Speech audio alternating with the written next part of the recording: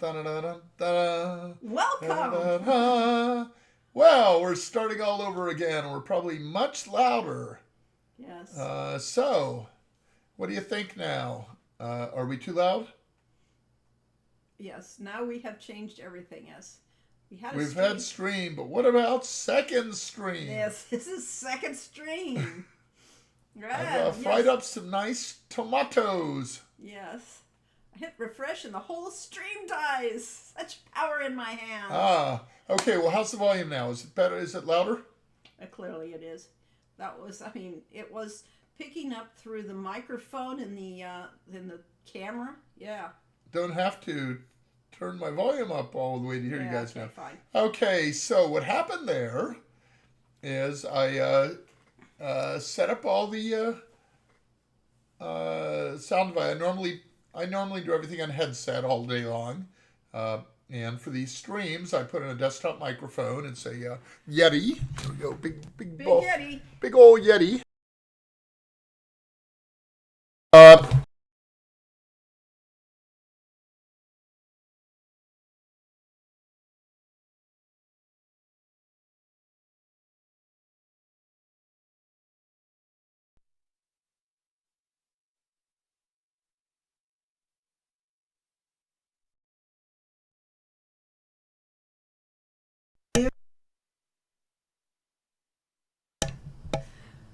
Technical difficulties. How about this? Can you hear me now? The Yeti has been with a customer. I picked it up and hit the mute button. There we go. Yes. Yes.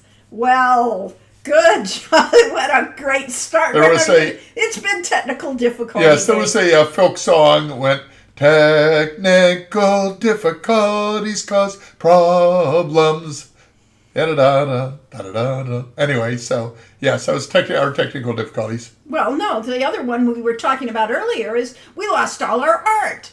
Oh yes, we lost all the art. So we're starting to stream. We have to start all over again. Yeah, I know. Welcome everybody. Happy November 16th. This is Corey and I'm Lori and this is a live stream and we're professionals and we know exactly what we're doing. It is louder now because it is being picked up by our desktop microphone. It's actually too loud now. I'm going to turn it down a little. Fine. Just a bit. Yes. Okay. It just means it's a genuine Sierra product. Yes. Okay. Turned down quite a bit. Okay, so our microphone was actually maxing out. I'm gonna move back a little too. Yeah. Okay. So now we're on the good desktop microphone instead of my little tiny microphone on the camera. Which I didn't realize they actually had a microphone on the camera, but now I know. Yeah, and speakers. Speakers. Yeah. Boy, high quality stuff. So at any rate, yes, we lost all the artwork for Efeo and Talise Tale that was stored all the Summer Days games, except for Sammy. We had all Sammy's art, except that the new 3D stuff isn't put up there anyway, so it didn't have the latest art. But we finally figured out where that went and got that recovered, although it was, a good half hour of terror on my panic, part. Yes. This happened occasionally at Sierra. We had one artist who was an excellent artist, but was a little dyslexic, so that he would have the tendency to, think that he was backing up his art, and instead he would copy the old version from the server on top of his art, or vice versa, and he would end up... He needed a keeper. He needed a keeper. Great artist, but not, the tools, and he did not agree. Yeah. And that's the problem when you're dyslexic. I didn't know you were taller than me. I guess I'm yes, slumping. I am. You are slumping. You should sit up straight and look, like you're here, like a professional again. Yeah. It's all about the wheels. The chair I was using made me sit up straighter before, but had wheels, so we're leaving goo all over the floor. You could have gone back to it. It needs to be power washed. NAS plus Macrian Reflect. Okay. NAS, North American Songs. I don't know. I don't know. That's Grandfather/father/son is my current backup plan. Okay. Well, so at any rate, well, actually, I've thought about grandfather to father to son, and at one point I sat down with a little notepad and took some notes on stories my father had told me. and I was going to write those up and pass them on to my son. And I was going to do an article for it on Patreon, and just couldn't quite get it together. Well, we are going to. Yes. What the? He's weeklies? using the dailies going back a week, then weeklies and monthlies. We had that at GIAC computers, but occasionally something would happen and backups got overwritten prematurely and stuff like that, or it took you a month to realize that you had overwritten something.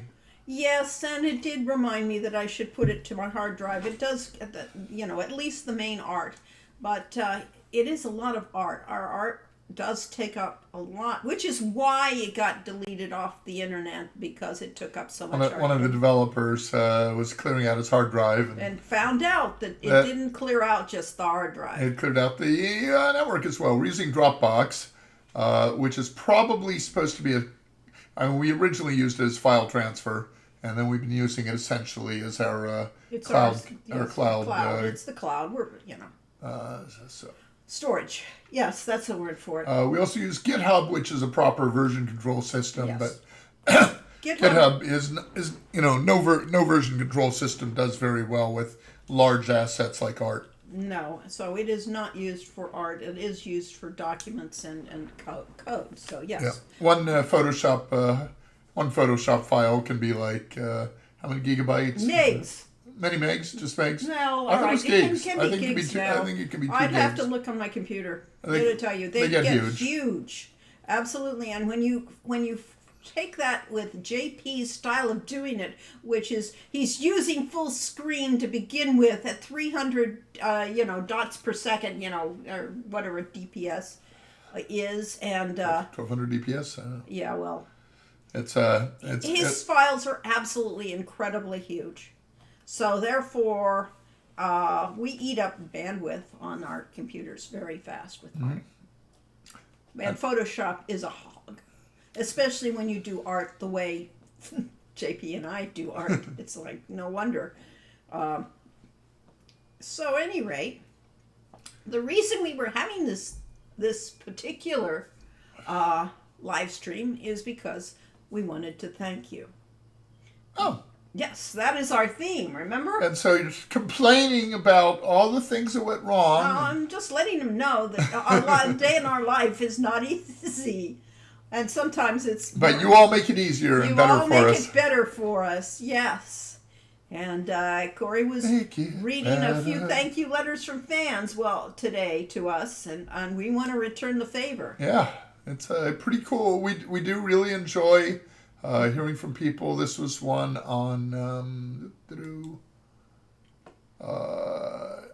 over here on Hero U Road to Redemption, our channel on YouTube, which I will put in the sidebar in case anybody hasn't memorized it yet. Yeah. The Hero U Game YouTube channel is ours, and notifications, I get notified when someone says, Blaine Spear, 6738, commented, "It was great watching this. I played Quest for Glory 1 to 5 almost every year since I was a kid in the 90s. As a programmer, I also loved hearing your takes on game design and programming etc., etc. Something. So, yes. Back in the day. Yeah. So we appreciate the feedback, and we want to really say that we appreciate you guys, because this is why we're still here. Yeah, and we really like, hearing that our games did something positive for people's lives. That's cool stuff. Especially, and if our games ruined your lives, you should probably let us know too. Yeah, well, I'm sure they did, because, when you've spent your whole life and you're still playing a game after 30 years, maybe they did have an effect. Maybe you should have had a life instead. Yeah, well, or who knows. At any rate, we will go there. We will say thank you. Let's take a couple of years to Magic the Gathering and a year or two to Heroes of Might and Magic. And years and years to WoW. So, yes. And Wizardry. And Wizardry, Just a few months here and there to Wizardry. And years and years and years to World of Warcraft. How the code worked in Quest for Glory always gets me hyped up. Well, I'm glad. I mean, it was interesting. It was the I guess best I go of back to times. work, It was the worst of times, after all. But yeah, I mean, we were working under really difficult conditions. Not the worst. We could have been in there in CPM days when most computers had like 4K memory. Or my Commodore PAD had 8K and used a cassette tape to load programs. But the IBM PC computers that we were on when we started it, Sierra, typically had 640K of memory, and you could only access 64K at a time. So compare that to the gigabytes on current machines. We didn't have hard drives that were a gigabyte. Our first hard drive was 5 megabytes, and our second one was 20 megabytes.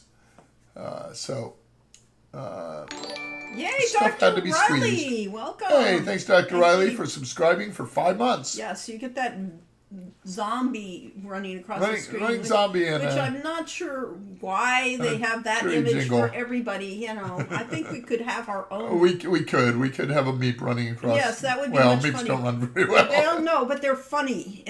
Yeah.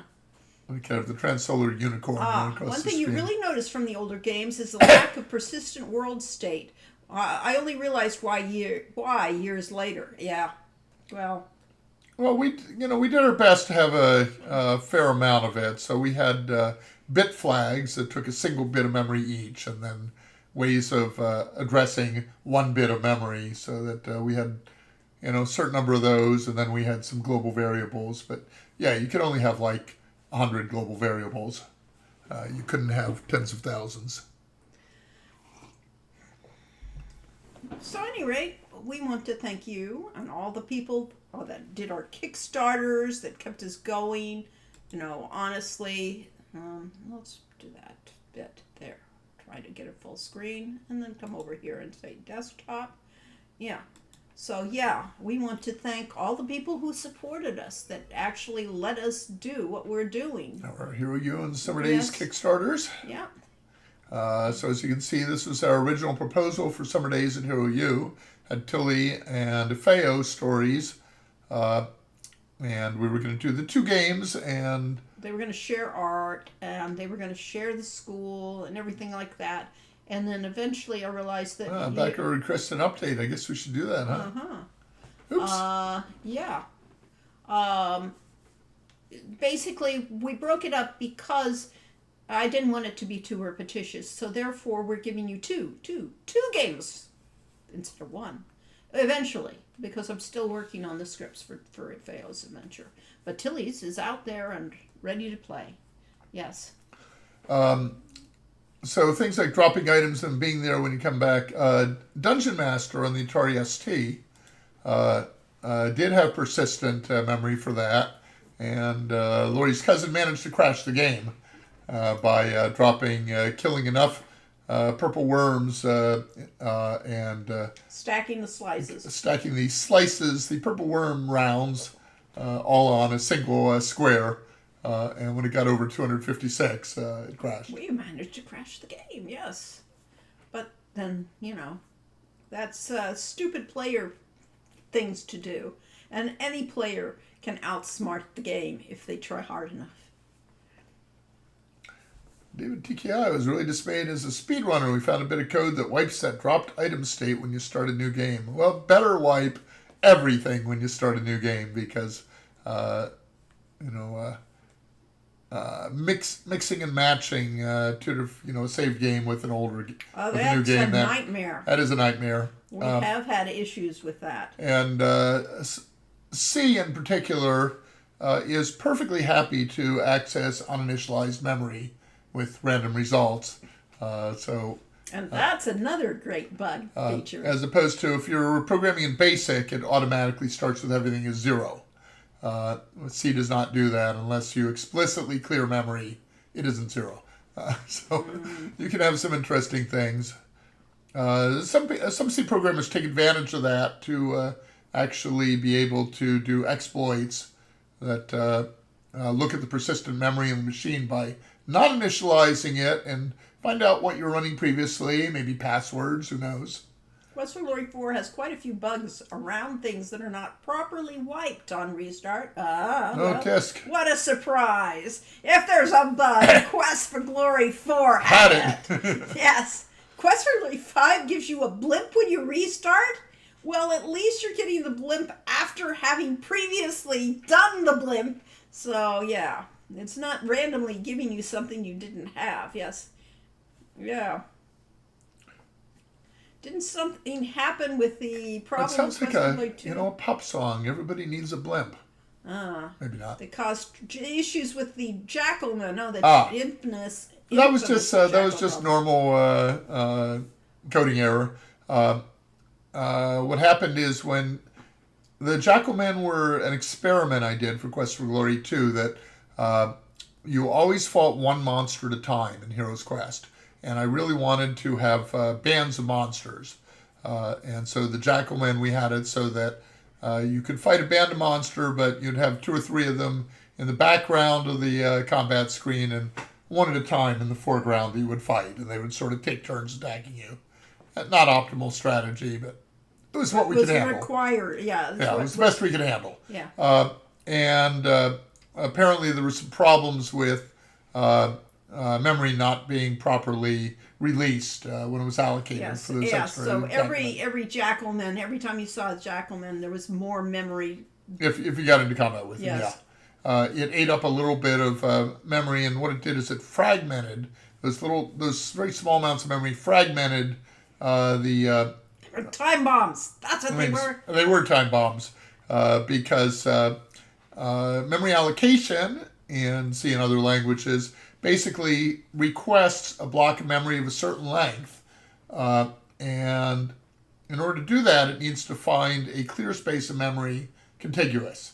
And if somebody left behind 5 or 10 or 20 bytes of allocated memory in the middle of that, then it couldn't find the 1,500 150 bytes of memory it needed. Okay. So as the game went on and little chunks of it got taken, eventually it just became impossible to find any free memory.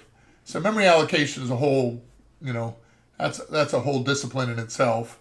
Yeah, I remember an old text adventure on Tandy Coco where a dropped item was instantly stolen by a gnome or brownie. Okay. That is a solution to a problem they had. Yes, it is a good workaround to let you know you can't do this, but also to give you a reasonable reason why you can't do it. And why did your character die so often in Sierra games? We tried to do a little less of that, but we certainly had enough. But King's Quest, you'd slip off the path on the hillside and die. That's deliberate. That's not the same thing. Well, yeah, but a lot of the deaths in these games were in there because you did something weird that the game was not prepared to handle. Well, the game couldn't handle but the main path, generally. Yeah, it was off the main path. Yes. And that it would have taken weeks of programming or even days, but disk space and programming time to handle it. And they just said, okay, it's simpler to just kill the character. Yeah. All right. Well, in Quest for Glory 1 and 2, you get magic experience regardless of spell cost, so it's generally better to do cheaper spells. Except Quest for Glory 2 also has an extra magic skill check, and thus extra magic XP for the targetable spells like Flame Dart and Force Bolt. And Quest for Glory 4 has a bug that allows you to train magic in combat without expending mana on it. Okay. I don't think we found that. There is a non-bug. There's an intentional, or am I thinking of 5? No, 4 was the one. Yeah. Wait, no, 3 is the one with the staff. Quest for Glory 3, you get a magical staff, and if you invoke your staff, your spells don't cost anything, but they also don't drain your skills. Yes. Quest for Glory 4 is a bug that allows you to train magic and Yeah. Well, I don't know. Our current character we're playing is a thief, so he doesn't have any magic. Yeah, well. Yeah, so we didn't find that out. Last stuff was a doozy, yes.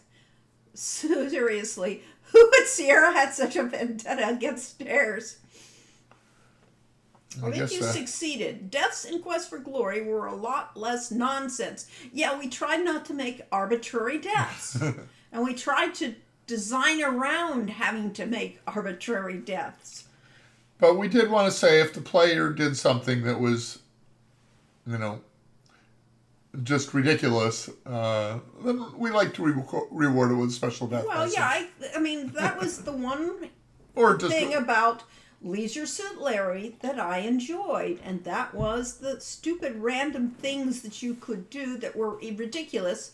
First of all, the things they let you get away with, like putting the grotesque sculpt in your pocket. That was just so far out there. I wasn't going to Was get it a that 64-gallon cup or something like Yeah. that? Yeah. And the other one was that they were funny. And so, you know, it was ridiculous to do some of these things. And so, therefore, I would reward the creativity on the part of the player by trying to say, you know, try these things, find out. But don't expect, you know, if you're going to do something mean or vicious or things, that the game won't treat you properly. Yes. You jam That's the the old- ladder into your pockets. Ooh, yeah. Yeah, it's the old question of, you know, if you've got a guard in a scene and you do an obvious thiefly thing, pickpocket someone or whatever, and, you know, the guard kind of ought to notice, if not, the game is not being very responsive. Right. I mean, we always, Or not much of a more simulation. than most people, we believed in verisimilitude of the world. We wanted that world to feel real and not just an artificial construct. And so, therefore, it was set up not to be a play, but an experience. Anyway, so we do appreciate people who come to our streams and all the people that have supported us on Patreon and people that played our games through the years. It's really cool to make something and have people respond to it. And that's one of the reasons that we got into doing computer games, is because we did tabletop gaming before that. And tabletop game, you affect the lives of 6 people. Right, and it's an experience that you all share, and Right. So this But is it's a small group experience. Yeah. With a computer game, you know, thousands, hundreds of thousands of people and can more play than and that, enjoy we it. wanted to give that kind of experience to everybody, you know, and so that's why we do this. And I'm really happy and thankful for you guys to join us. Yes. Hello, Coles. Hi, Seagam. Too much whiskey in my cup. Too much whiskey. Oh well. So, at any rate, state of the art. What else is going on? Well, not too much in terms of our games. We have JP has been working on creating more 3D characters for Sammy's story, which is, you know, considering he's a 2D artist and he is and an excellent artist, you know, great and great at Photoshop. And now he's teaching himself all these tools of 3D. Fortunately, the tools of 3D keep getting better and better, and they're not expensive out there. So if you have incredible art talent and the willingness to work at things, you too can do 3D art that looks great. CJM can't often Karch the Coles stream, but CGAM are always excited when CGAM does. Well, thank you, CGAM. We're glad you're here. Yeah. And Catch. Yes, you can catch it on the stream, right? Or if you aren't just listening to it, which is what we tend to do. Pick let's see. nose. Yeah. I am a notorious nose picker. No, My nose is we always don't want to itchy. know that. That is not picking your Well, nose. That's I only- scratching your nose. Well, that's scratching my nose. Yes, I don't. okay. I try not to pick my nose on Thank the you, stream. thank you. But I'll bet if you went back through the Hi archives, you'd there. probably catch me at it. Hi there, Kaylin. But I think Larry Scott or Bob Fishbach was probably responsible for No, it was the Lockpick India. Or it might have been me. I it don't was know. Bob Fishbach. Yes. Do you not? Yes. Oh, we'll never. Of course, forget it. of course, remember it. Yes, and, it was like, oh my gosh, did we okay. actually do that joke? Oh, So the trick there is that our first games, Heroes Quest and Quest for Glory 2, were done with a text parser. You typed in commands, and internally, the code was in the scripting language SCI, and you tested for things typed in by saying, say was the and then say, and then you had a series of verbs and nouns and so on in a particular format. So we had the say pick, always referred to lock picking. So pick door meant pick the lock in the door. Okay. And so simplify. therefore, they were going through and program pick, and somebody, as Lori said, probably Bob Fishbach said, "Well, what happens if you try to pick your nose?" Everything pick in Heroes Quest meant use your lock picks. So usually stick your lock picks up your Yes, nose. everybody got it. Yes, they understood the joke. Yes. And so I said, "Oh, okay, we should do a skill check on that. If you're skilled at it, it works fine. Yeah, But if you're the skill check was definitely a core thing. but if you're a beginner, then it's dangerous." Yeah, so did you know that you can actually get away with it if you're good at it? Yes. Yeah, if you like picking skills, I think above 25 or something, then you can do that safely. Yeah. Just so you know. You probably never found that out because you only 40 tried once. Yes, it'd be. ATM machine. Yes. Yeah. Okay. Success, your nose is open. Okay. Oh, hi, Auntie Stay clean. Aziza. Yay, welcome. Tokyo sounds great right about now. Uh-huh. Yes, that was, I liked your pictures from Tokyo. And I have a lot of pictures still from it. I was almost tempted to share them back, but I'd have to reformat them so they can go on. No, I only did one or two short articles on Tokyo. I could do some more pictorials. We can do about a month ago, I finally got around to posting a pictorial about our beginning of our Ireland trip and from a year ago. Yeah, and so and we've then got we lots have more of those to put up. Greece to do too, so all these and all those, yeah. Mm-hmm. Picking your nose is very useful in Quest for Glory 1 because it's the easiest way to tire yourself out. Oh, great. There are nothing like the the unintentional consequences of behavior. Yes, the verisimilitude sometimes gets in the way of compelling gameplay.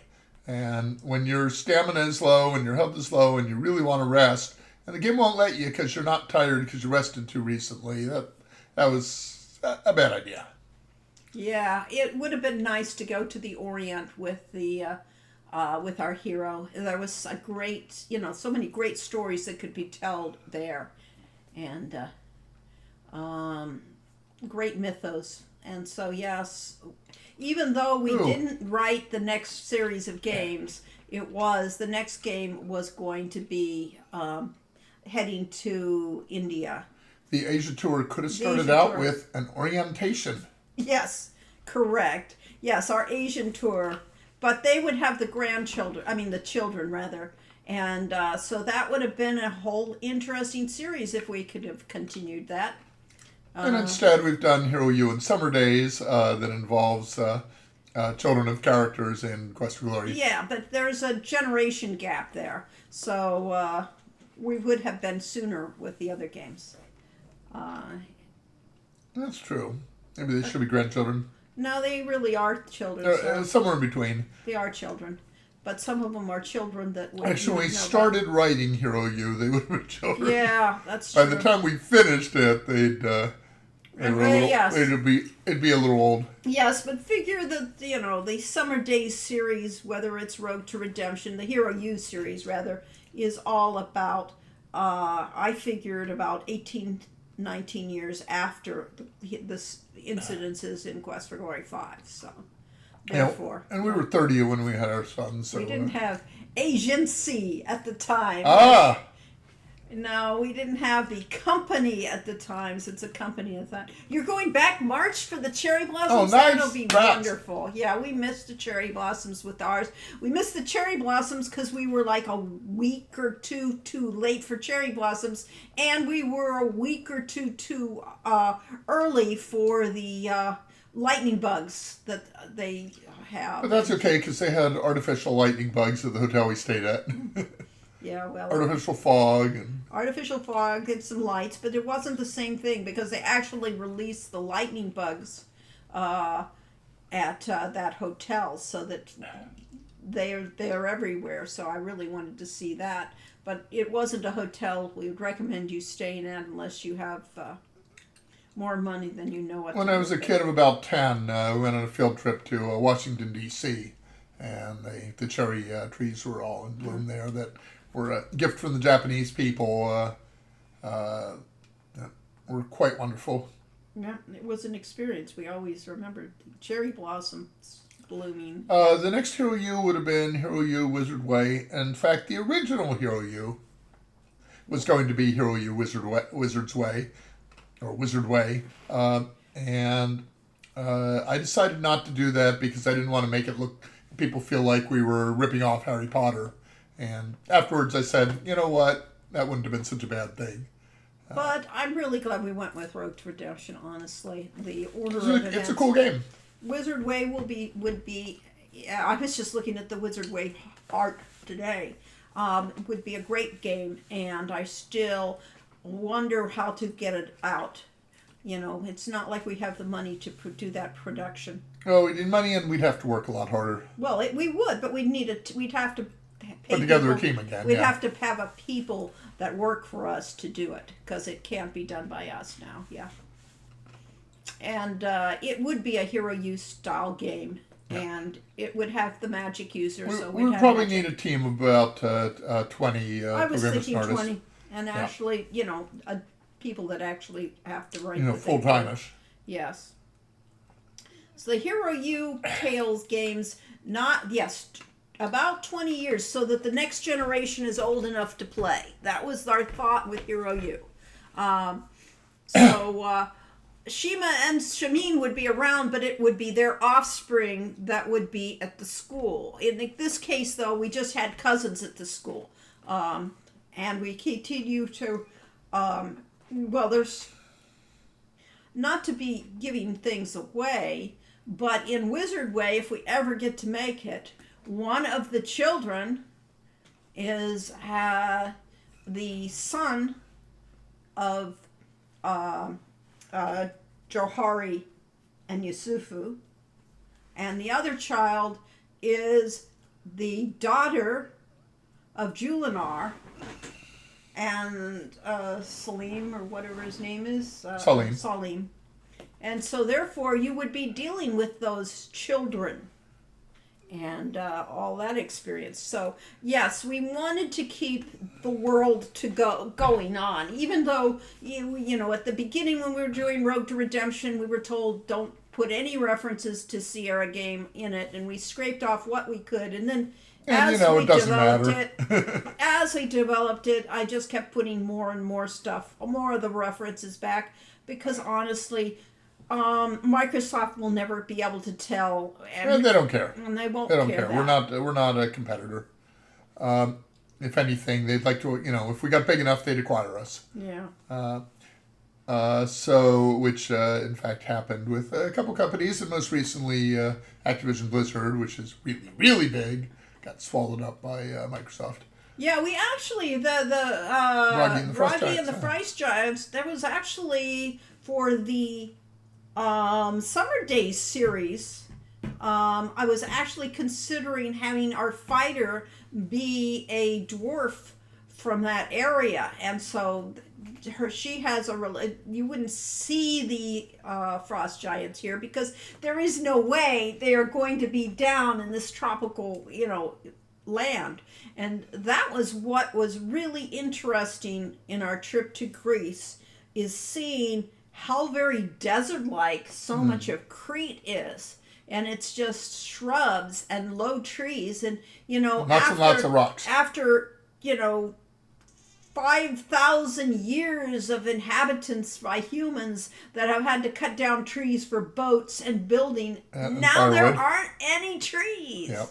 So I was quite appalled at seeing just how desert-like the Crete is in many places. Ooh, one city I'd love to would be Canada, circa 1000, with the meeting between the Vikings and natives. That would be an interesting thing. Honestly, one of the best little tidbits in a fan game inspired by Quest for Glory is the Hera's Ring being in your inventory if you name your character in Heroine's Quest after any of the romance options in the Quest for Glory 5. Implied cool. she's the hero and that woman's descendant. Cool. Nice. That's a fun bit of tribute. Yes. And I have a World of Warcraft rogue named Broggy, who's a dwarf, but I haven't been playing him lately. When you all play, what is your favorite class to play and why? Well, when we all play, we play World of Warcraft, and I play just about every class there is. We've both played every class. World of Warcraft Legion was very meaningful to us because they had order halls for each class, and they had quest lines for every spec of every class, and therefore Lori and I had to play every class, every spec. And every spec. And each class had Has three specs. Yeah. And so each had a different storyline that you had to get your epic weapon. And so, yes, when we're playing, we play a variety. And that applies to Quest for Glory.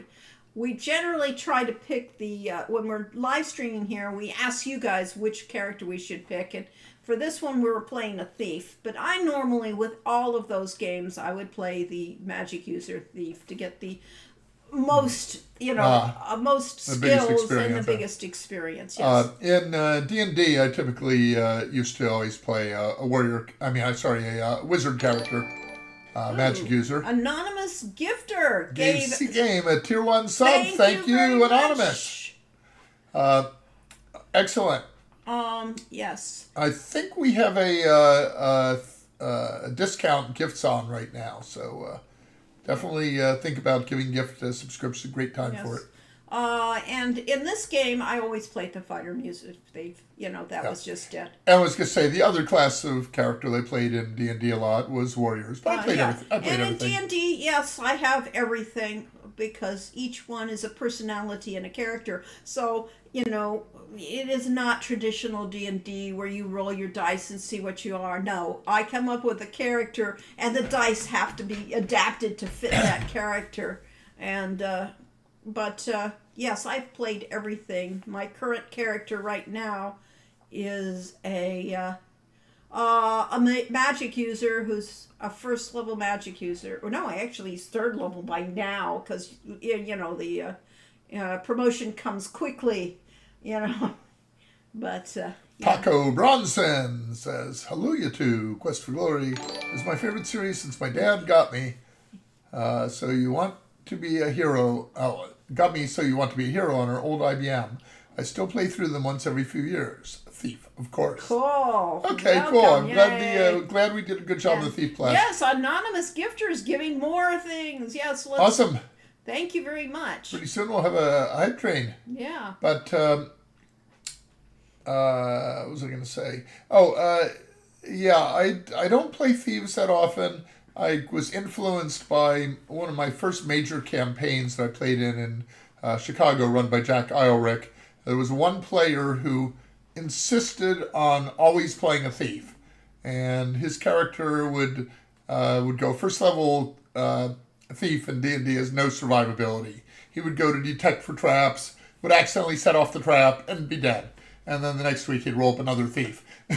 So, yes. Kept happening to him over and over, and he didn't care. So I decided thieves weren't a survivable class. Yeah. Most of my most memorable class characters, one of them was a thief. Long forgotten now. But, I've definitely played everything. Fortunately, Cedric's looking out for danger. So oh, yes. We have Cedric to protect us and Oh! the hero to stab us in the back. So, yeah.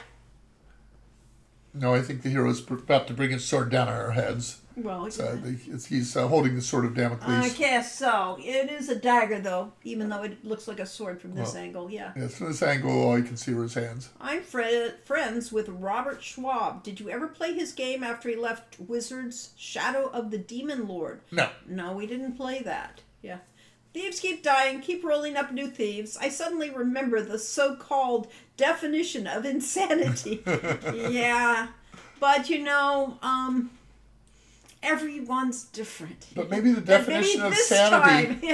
Maybe this time. Maybe the definition of sanity is that you kind of enjoy the process of finding a creative death every week or two. Yeah, I don't know. Is this a dagger which I see before me? Not very well. All I can see are the hands. Yeah, right now. Um, And it's kind of like he looks like he's actually got his foot on your back of your chair. Yeah. so in World of Warcraft, I had a wizard as my main character for several years. I also played a paladin as both a tank and healer. Message for reason, bullying. What? Bullying. Allow- Okay, I see. Ah, okay, yes. Let us deny. Huh? No, Oh, that's okay. the letter. Aha, ha. Yes. What? The reason it was denying it, you clicked on it inadvertently. He was saying, I'm a sucker for doing things, and it's thought he was bullying somebody with the word Oh. sucker. So, yeah, sorry I about don't that. know. It got killed because of the word sucker. You didn't know that was not used here. Oh, hi. Hi, Mary. We have to read. Oh, I didn't actually click. So You inadvertently did. Yes, I don't think censorship. so. Yes, censorship. Yep, it was. It did. It's gone. okay, whatever. Yeah. I have a tendency to gravitate towards Tabaxi? Tabaxi bards. Which I have no idea what they are. The Tabaxis are cat people, of course. Never heard of them. They're in which game? Something. It's something that we don't play, but yeah.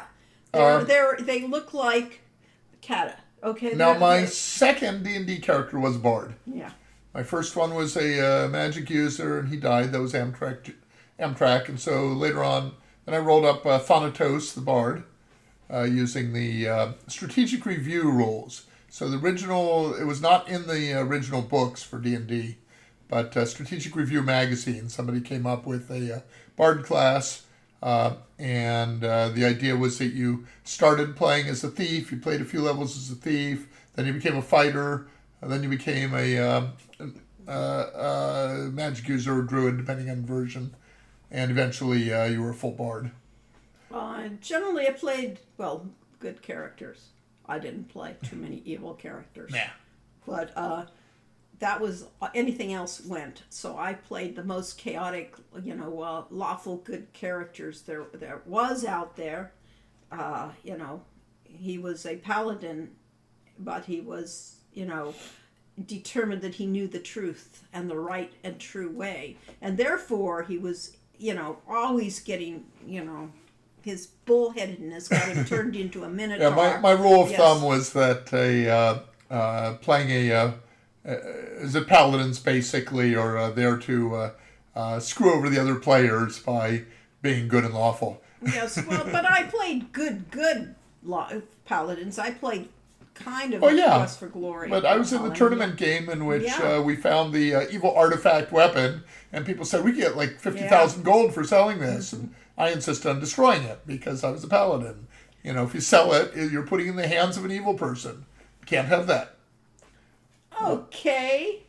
Mary just says my bard had an unfortunately tendency to find disastrous magical items as per RGM. Yes, he thought he was his character thought he was an arcane expert, and he mostly deluded in that.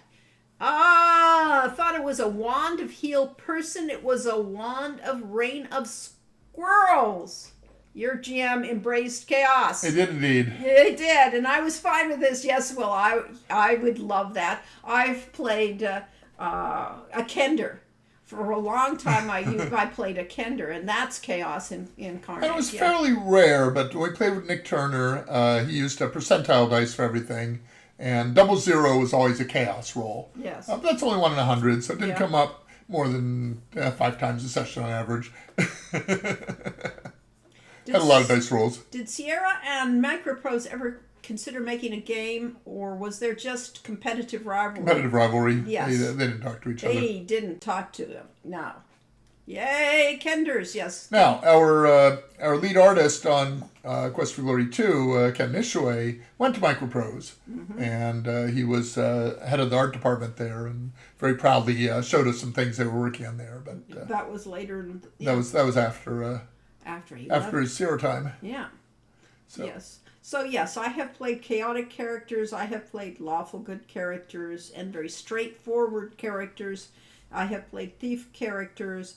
I have never, and we played in an all evil dungeon, and everybody got screwed over in Yeah, that did not go well. I was so pissed, and I really, for months afterwards, never played with those people again. Just because they holding a grudge, do you? Oh, I carry a game that is not fun. A grudge. And when you let an evil character screw over the entire party, it's has a lot of fun, and the DM has a lot of fun, but the rest of the characters do not have fun. No. Yes. Which is why we don't play evil campaigns. Exactly. Yes. I had a chaotic, was it chaotic evil or just chaotic? I can't remember. Thief character in one game that we had gone into an underwater cave. Yeah, you did that. And found a ring of water breathing was one of the treasure items. But the party was trapped there, so they sent my character off with the ring of water breathing to get help, and I never came back. So yeah, that was not the wisest, upon the other players' part.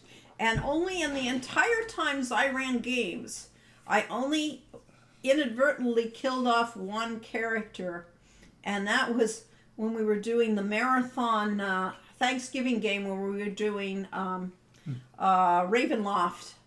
The vampire game where everybody, was in the vampire setting, and we had one player that I had not met before. No, I had met once before and had invited him to the game, who decided he was a thief and he was going to go off exploring by himself in a Ravenloft castle of the vampire. And, it didn't turn out well for him. It's like, but it turned out great. It made a very interesting story. Yes, it did. And everybody thought they killed the vampire at the end. Whereas the vampire had polymorphed his captive to look like him. Yes, don't split the party. Yes, we warned everybody you shouldn't do this. Don't but yes, split the party. This is called, consequences. Yes. PvP is no fun unless everybody is in on it. Yes, stealing from each other counts as PvP. Yes. And if there's a party full of PvP, it's very hard for that party to stay together. Exactly. But it can be done with the right GM, because you just make sure their motives for staying together. And we played under lawful evil characters that were basically controlling the thing. But a lawful evil character always has the first rule of thing is that if it benefits him, then he will go along with it. So, yeah. But you've got to work with the party. So Laurie's brother at one point ran a magic identification shop in a game, and had that going for weeks, was it? Yeah, months of it. Yes, his shop was the one in the game world that everybody took their items for, because you couldn't do it yourself in the old rules of in the rules that we were playing under. And then one day we brought in a whole bunch of treasure. And that's when we found out who actually was running that shop, and that he absconded with a whole lot of it. Basically went off with all the stuff. Yes. So once they brought him a sufficiently rich trove. But he bided his time He did. for a while. So that was amusing, yes. So Mouse Mary Jess Fran played an evil character. His long plan was to fool everyone that she was actually lawful good in order to finally get her hands on the magical MacGuffin, and our DM made it so that throughout the entire campaign, she had to keep the pretense up to the point that if she ever broke it, her life would have become a massive telenovela. They were both basically playing a game of challenges of how much I can complicate this for you versus how much I can try to get out of this.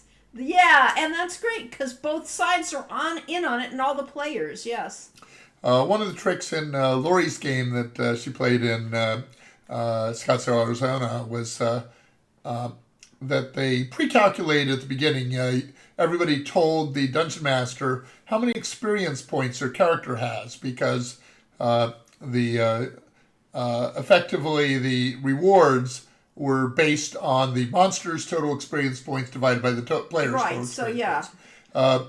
But that meant that when a new player or new character showed up at one point in the game, and had to reveal that he had 15,000, or 1,500 experience points. Everybody knew that it was actually the guy's other character. A ringer, yeah. It was a ringer. Yeah. But yeah, that was a different system. Did you ever have a secret conversation so that you could say you had 150, but the DM wrote down? No, we didn't have. That could have been done. Yeah. But yes, so that is our D&D experiences. Many. Many. We could go on for hours Right, just talking about D&D even games. more so than World of Warcraft. We could go. So the question was what characters I play. I was going to say in World of Warcraft, I was a Wizard main for a while. Played a paladin somewhat, but currently I have a shaman who plays mostly as elemental and occasionally as a healer, and then I have a druid who plays mostly as a ranged damage spec, similar to a wizard, and the rest of the time as a bear tank.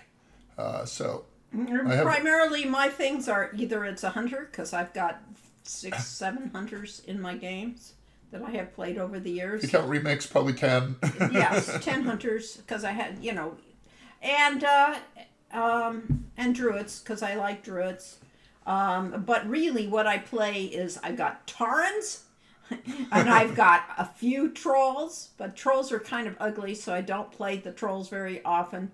But I like the Drakthir, which are the dragon people that they've gotten in recently, and I like the Volpera, which are the fox people. So honestly, I play the character classes of characters too. Yes.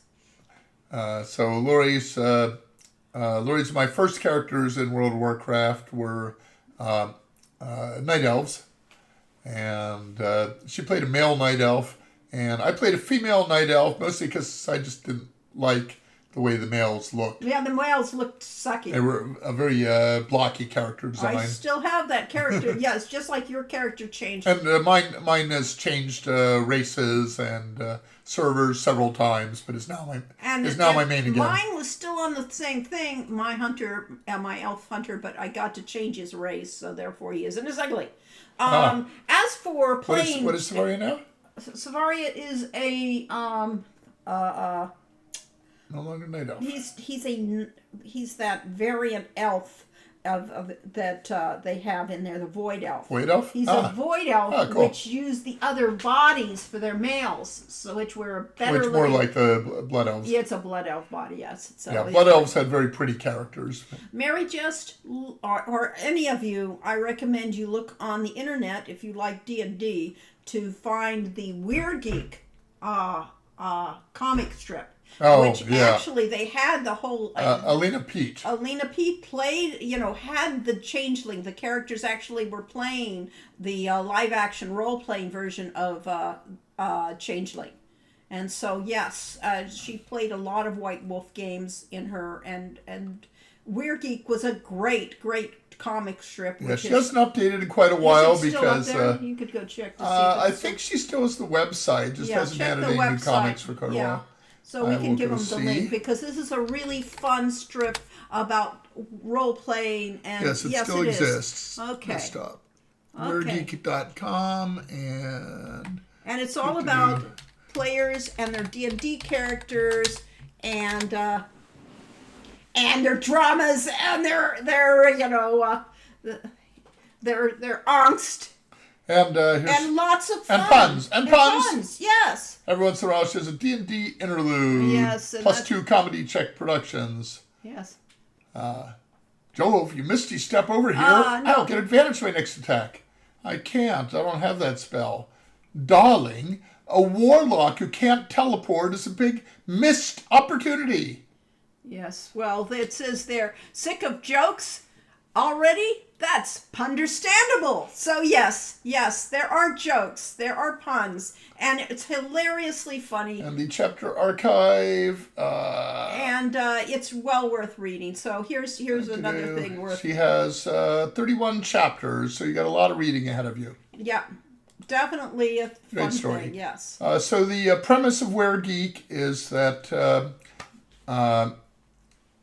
effectively, D&D players and so on, geeks, play their games late at night, and Don't bother explaining. Just so say they're it's really, all about D&D players. they're really a form of shape change. They're clearly not like normal people. Yes, So yes. it's about gamers versus mundanes. All right. I had a friend who argued with me that aligning evilly is a sign of sociopathy.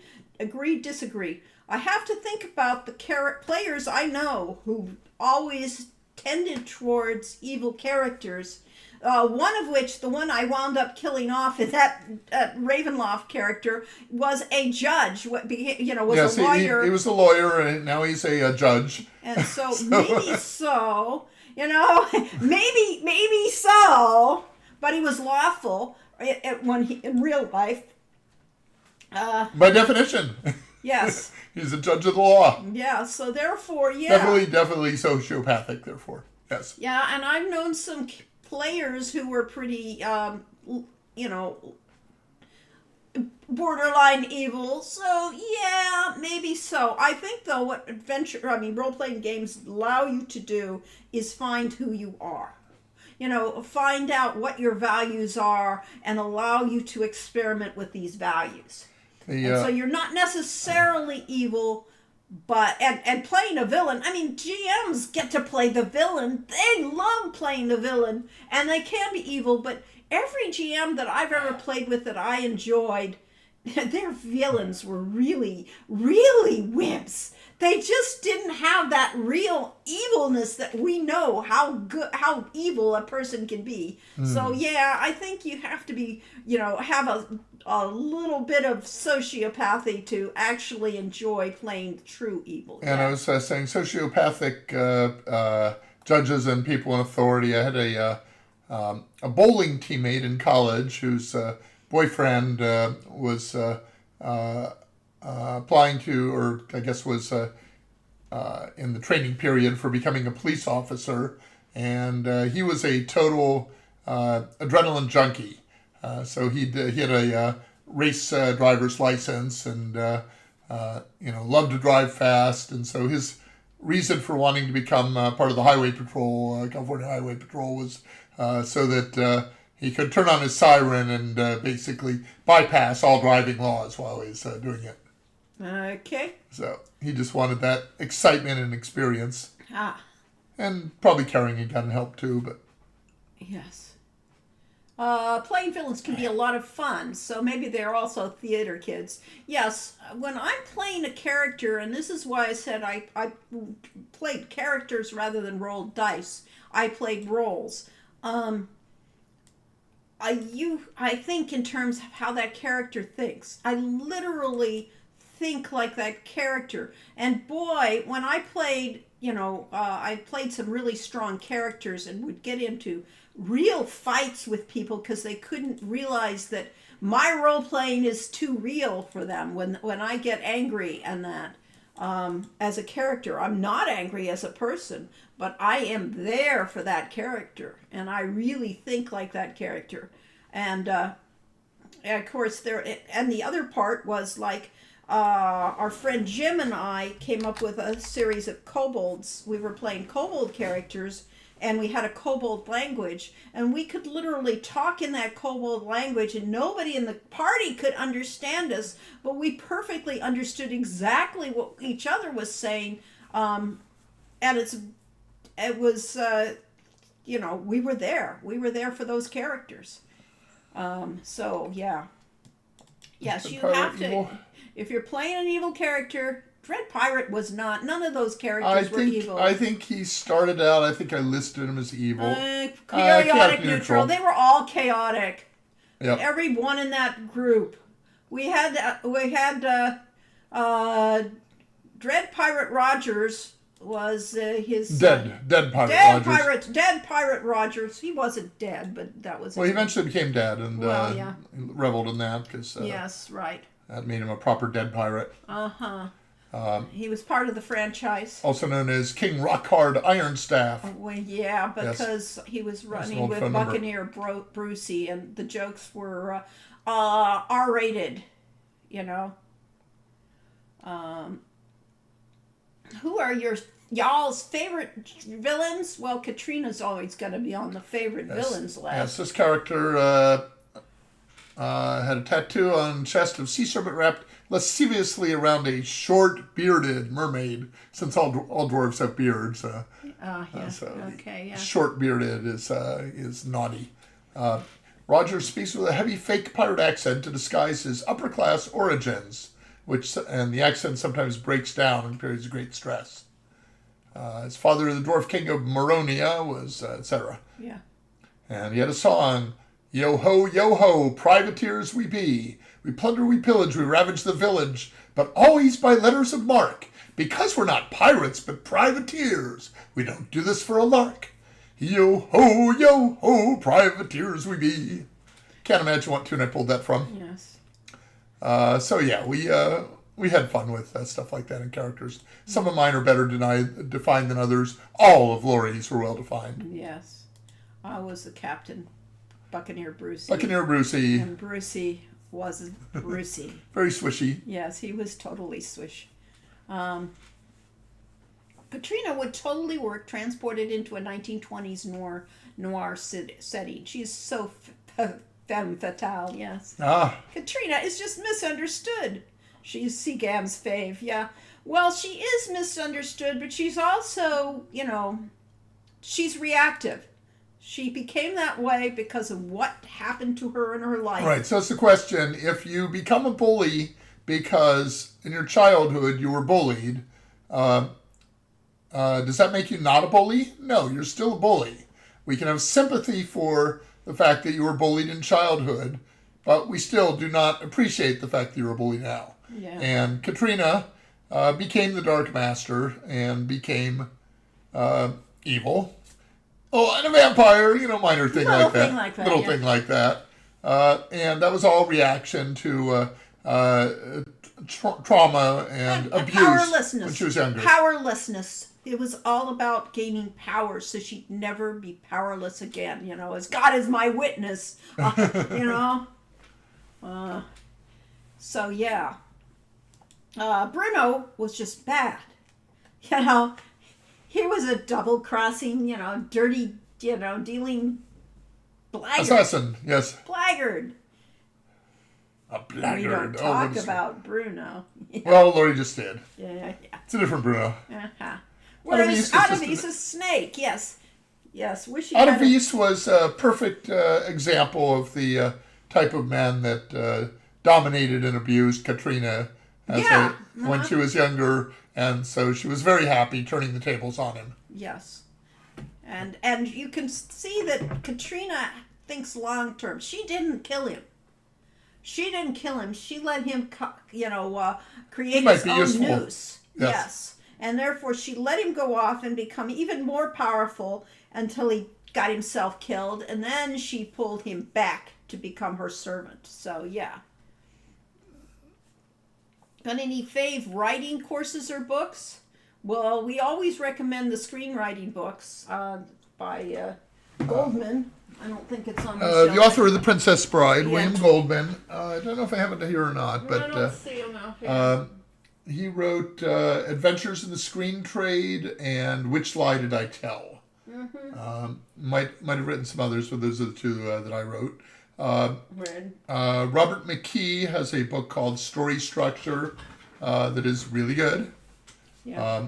Now the question is, if you follow its advice too slavishly, do you end up with a cookie cutter story? Lots of people think so, but really, what you should do is take the ideas from there, innovate within a structure.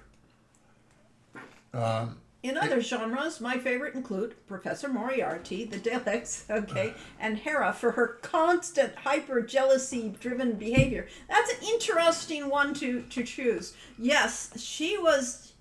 All of the Greek gods are questionable by our current morality statement. They were all scum. I mean, they're going off raping women. They're dragging them off to hell. They're, all of them. They're all scummy. And their women were not much better, Diana of the Hunt, was having men shredded to pieces by her wool, her hounds, and things like that. Yeah. I am surprised Athena didn't go, Dad, you're embarrassing me. Stop it. I can imagine that my niece, whose name is Athena, could have done that at times. Yes. Yeah, there were a lot of cowards in them. I mean, and yes. Belixar said saying about a lot of the Greek deities were also very petty, but of course I read that as the Greek delis, and immediately I thought of Euros and There were, I mean, how many tzatziki sauce. many maidens that became, like Ariadne became olive trees. I mean, the whole reason we had Julinar in the game was because of Greek mythology. I mean, really. Did someone say Euros? Yeah, you can say Euros to Our us. games are all about heroes. We love Euros. Uh-huh. A lot of Greek, yes, delis. Well, we only had 1 euro the entire time we were in Greece. Yes, so therefore 2 weeks later we don't have Euros here. Some of the go to best our, Euros there's here, yeah. We have a favorite Greek restaurant in San Diego, if you're ever there, called... Well, at least we have seasons now, thanks to Hades. Well, thanks to her, series. I mean, really. Thanks to Katrina. Yes, Persephone and her mother Demeter. Demeter is how I always pronounced it, okay? Demeter. Yes. Yeah, there are a whole lot of women who were raped. And Prometheus is the best Greek god, created the humans and gave us technology to keep up with the other animals, and tricked Zeus a couple of times, but he didn't get away with it. He suffered for that for far too long, yes. So, University District of San Diego Olympic Cafe, highly recommended. Yes. Sardines! Sardines Euros, yes. Quest for Deli 1, so you want to eat a Euro, yes. And Euro's journey, step 1, refusal of the commute. Yeah, well, we have to commute for our Euros, unfortunately, yes. We had a lovely Middle Eastern restaurant in West L.A. That did Cornish game hen. Persian restaurant. Yeah. Persian restaurant, yeah. But did they call themselves Yes, Persian? they did. Okay, Persian no, restaurant. well, I don't know. They call Iranian. themselves Middle Eastern. Yeah. And they did a wonderful Cornish game hen kebab. But we have one not too far from us. Aria in San Marcos is a Persian restaurant, and they have elbow polo on the menu all the time. Most places that's a occasional specialty, and that's our favorite. That's chicken over rice with a mixture of sour and sweet cherries. Yeah. Great combo. I don't remember Hestia doing anything terrible. Most of the minor goddesses in that didn't get... If they did do something terrible, those stories did not get passed along. Remember, there's a lot of stories we don't know from the Greeks, and they were told telephone-wise. They were told over and over again, so they all, changed and developed as things went on. So, yes. I've mentioned before on the stream, but if you like those stories, another must-read is... John Myers, the book Silverlock. Which I consider okay, and especially when you reread it, it doesn't... Oh, well. But it has a lot of references to And other he also books. wrote The Moon's Fire-Eating Daughter, which is pretty good.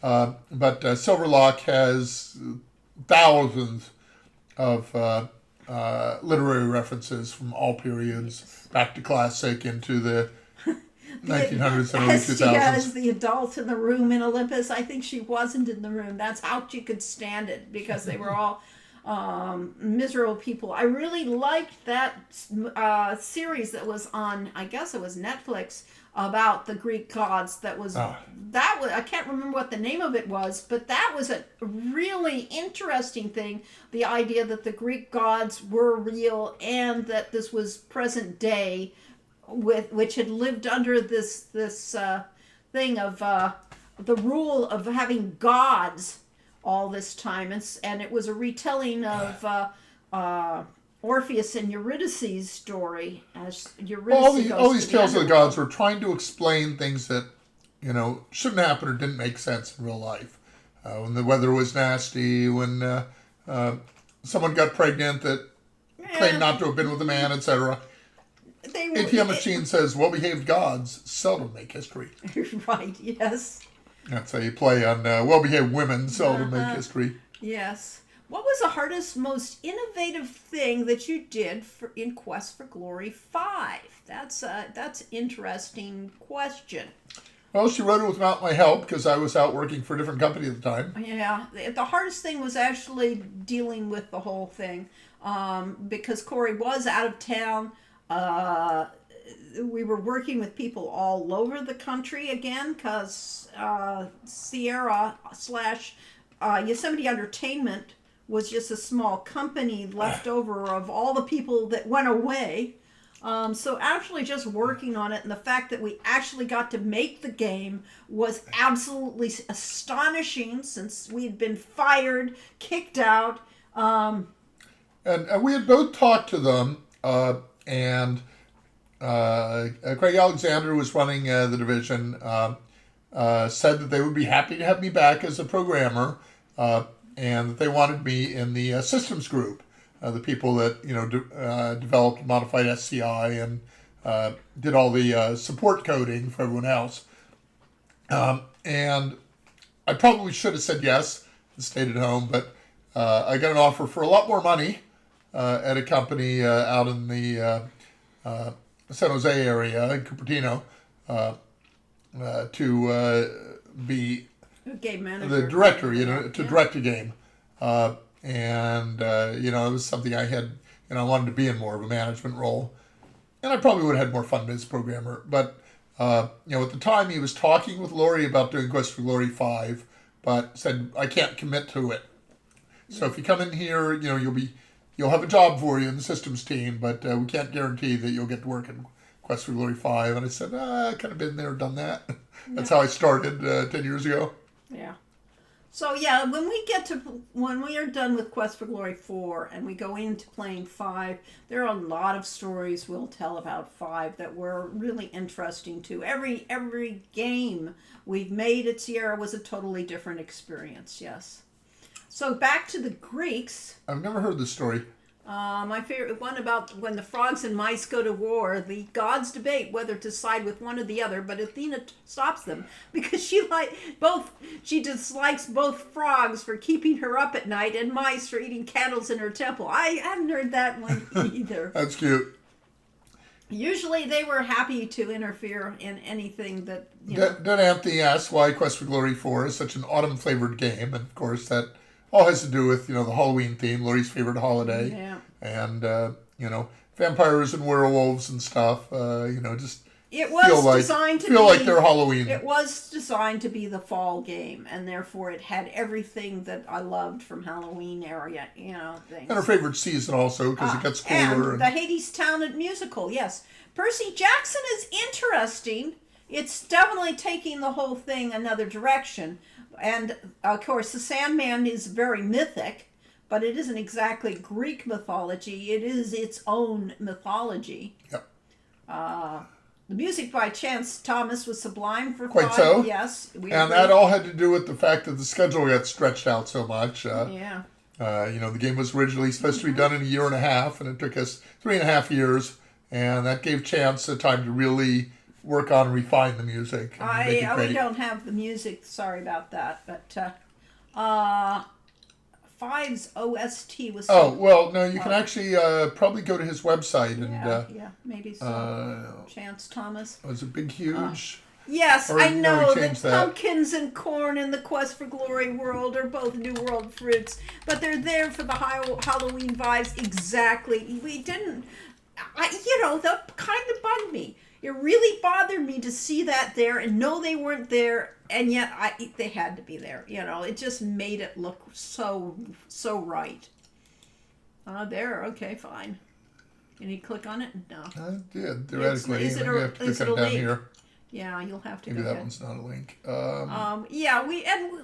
We had anachronisms in our game. It was like, it was the Roger Rabbit rule. I can't do, if it's funny, we can do it. We did it. I think my web browser's not working very well today because I had problems on a different site. It's not actually taking it, yes. Maybe in Gloriana things work a little differently. Yes, we've just decided that's true. You'll find all sorts of pumpkins also from... Chance has a book. Yeah. Go to Huge Sound Records. Yeah, that's where his real things mostly are. Not Quest for Glory 5 isn't on there anymore. His book is Making It Huge in Video Games. Yes, it does. It is 15th century post, vaguely, and so New World plants aren't impossible, and it allows us to have. My rationale for a lot of it is that there was contamination across worlds. So Quest for Glory, Gloriana is not Earth, but it is a parallel version of Earth, which different events happened to it. So Chance does have his music online. He does not have sheet music for that, but I have seen it somewhere. So. So therefore we can have, and especially when we go into the more recent games, there is more crossover from Earth to this world of Gloriana. There's, basically there are portals between worlds, and wizards can tap into them, and so therefore you get some of the. That's why we can, even reference Merlin in the first game or second game, yeah. So they do have connections. Maybe some kata from other continents did training with Mortavia, yes. And reminds me of Tolkien changing a mention of chicken and tomatoes and tomatoes, let's get it right, to chicken and pickles in revised editions of The Hobbit for this reason, but still having tobacco and potatoes. And of course the best lines in the movies, for Lord of the Rings. So we'll forgive him. Yeah. Yes, I bought and read Chance's book. It was nice, kind of an encouragement book more than anything else. Cool. No Yes, lyrics found for the he strike. will. He is retired now. Yes, so he could probably answer that question. And catas from the southern hemisphere would have ocelot cata, ocelotas. It depends. Most of the Is that anthropomorphic kind of like axolotls? anthropomorphic characters, the truly anthropomorphics like catas and the doggies, were when the magic flowed out of a portal, and it basically everything that was near it kind of got altered because of that. So the cats kind of merged with humans in that, and it did have in various places. So usually those things either had to be around where humans were around to have that intermixing. Axolotl. But CKM asked, is there any potential relationship, even theoretically, between Quest for Glory and King's Quest in lore? And the answer is the opposite. The reason that we have a genie in a ring instead of a genie in a lamp in Quest for Glory 2,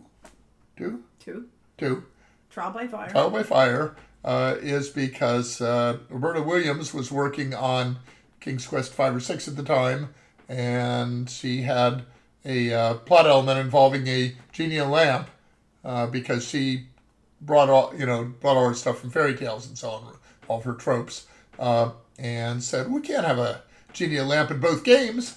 Yeah, so yes, they are not the same world. So we quickly retroed the genie to the ring.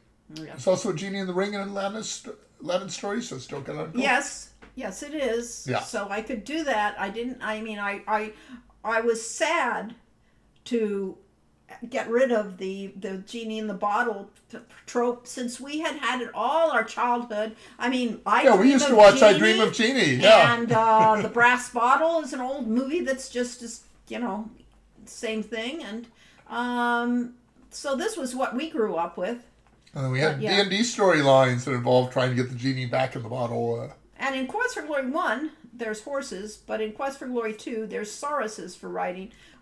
Horses in Quest for Glory 1? Well, there's centaurs. There's a centaur, but is there... And there's no real horse. I don't think well, of course there is, because it's in the stable. You're in the stable. You muck the stable all the time. Oh, that's true, yes. The Baron has it, yes. The Baron has horses. But you have... Saurus makes so much more sense... In the desert. Yeah, just as you have camels in real life in the desert. Yes. You don't Saurus, have... the ones that grow there, are there, have wide little feet, so they can actually, Partly webbed?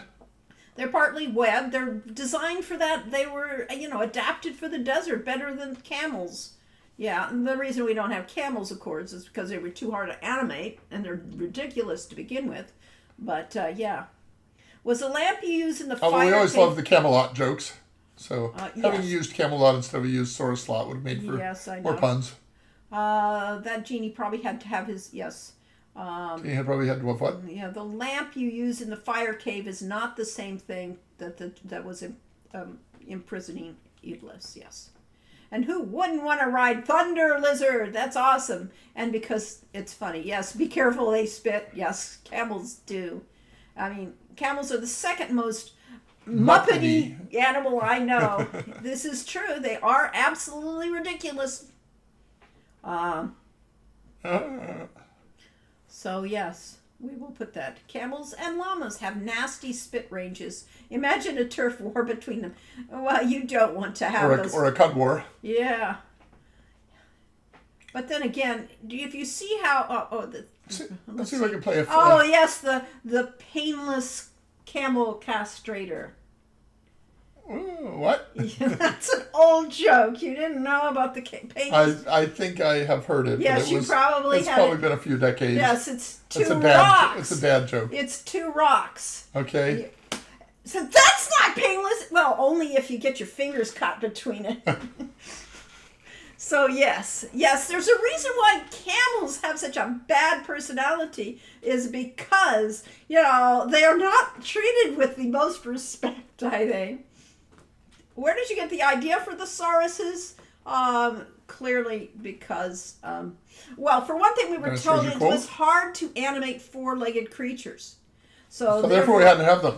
So therefore we worked around that by going with the sauruses. Have y'all ever played the Gabriel Knight series? Actually, no. Sorry. A little bit. I played a little bit of 2, I think. Yeah. I loved the concept and I loved the art. It's just that I don't love adventure games, so therefore I couldn't get into actually doing it. And besides, we get frustrated easily. At that low time, frustration tolerance. At that time, of course, that we were working so much that we never had a chance to do it. Yeah. Yeah, we were. We got into Sierra because we were heavily into tabletop Dungeons and Dragons, and we assumed that we would have no problem getting into a D&D game with other Sierra developers once we got there. We discovered that nobody played there. Eventually, Stuart Mulder became our producer, and he was an avid board and card game player, so he had board game nights at his house. Yeah. And he was the one who first told me, Magic the Gathering, they have Magic the Gathering, this place where we were showing Quest for Glory, and I should have listened to him and bought some alpha cards. Yeah, Gabriel Knight 2 is gold. Well, we really respect the Gabriel Knight series, and I love the aesthetic, so we do support it at all times, yes. And ATM Machine says, something I learned several years ago is that George Lucas once said, I've always wanted to make a fantasy movie with knights riding on giant lizards. Well, some of the, I used to have the theater card. They were the posters that you got from the theater that had the photo of the stormtrooper on the big giant lizard. So therefore he got to do that. He just, and they were in armor. So he honestly did that, yes. What was that? What was the animal that Luke saved Luke's life? Yes, well, that thing, yeah. Thanks to Han Solo. Yes. But before that, he did have a lizard lizard-like creature, but I think it was four-legged lizards, yes. It wasn't a saurus, yes. My aim is to make Tauntaun, yes, thank you. Tauntaun. My aim is to make a non-frustrating adventure game, and then I'll invent a perpetual motion machine, yes. Wow, a building full of geeks, and you were the only D&D players? Well, at first. I mean, honestly, our artist friend and we had a game going for 2 sessions and then it just broke up. So yeah, there were people that played D&D or played role-playing games, but we never actually managed to get a group going. We did play briefly in a campaign run by Carly Hawksdaughter, who animated Rosella and the Unicorn and so on in King's Quest IV. And she was the one who introduced us to Sierra because of those games, that she knew that we were Dungeon Masters and so avid role-playing gamers. Yes, so, yeah. So, what's the internal temperature of a Tauntaun? Lukewarm. Okay. Alrighty. Let's see, yeah. Well, it's been an hour and a half since the first start, an hour and a quarter since second start. Okay, well then we So should let's try to play a game after I go to the bathroom. Okay. Well, we'll start the game. After I clean out my teacup, I mean. Yes, well, that's true. It's just not empty.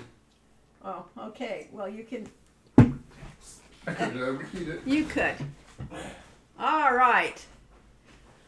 So no full motion video Quest for Glory. No, it wouldn't be appropriate because I like the anthropomorphics. I like characters like Sammy the corgi guy. You know, that's my idea. Break times are always good. Maybe I'll have time to order a pizza. Yeah, that's a good idea too. Yes, you guys can take this as a break. Mary just has to have a moose without the moose, but I'm singing in a Mozart concert. Cool.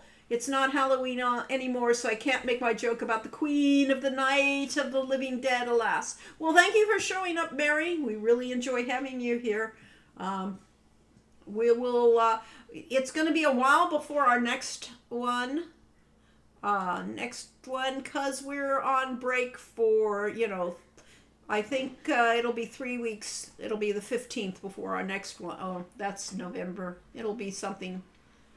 The 13th, I think, of December will be our next one. So we're skipping 2 weeks. Save Mordavia for me. Well, we will try, but we will probably... No, you're going to do that? Okay. We will probably not successfully save Mordavia, so you can wait till then, yes. Because at the rate we're going, we can't even save ourselves. Yeah, well, it would help to get into the game, yes. Hey, Toodles, see you on the 13th then, yes. All All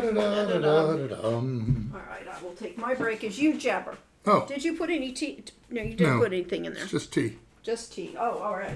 Just tea. It doesn't need anything then. Just added tea.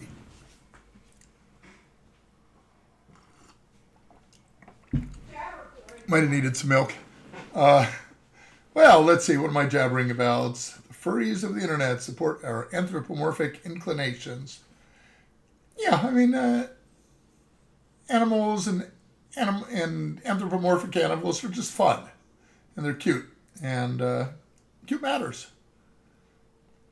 So Mouse was vamoosing without the moose, singing a Mozart concert.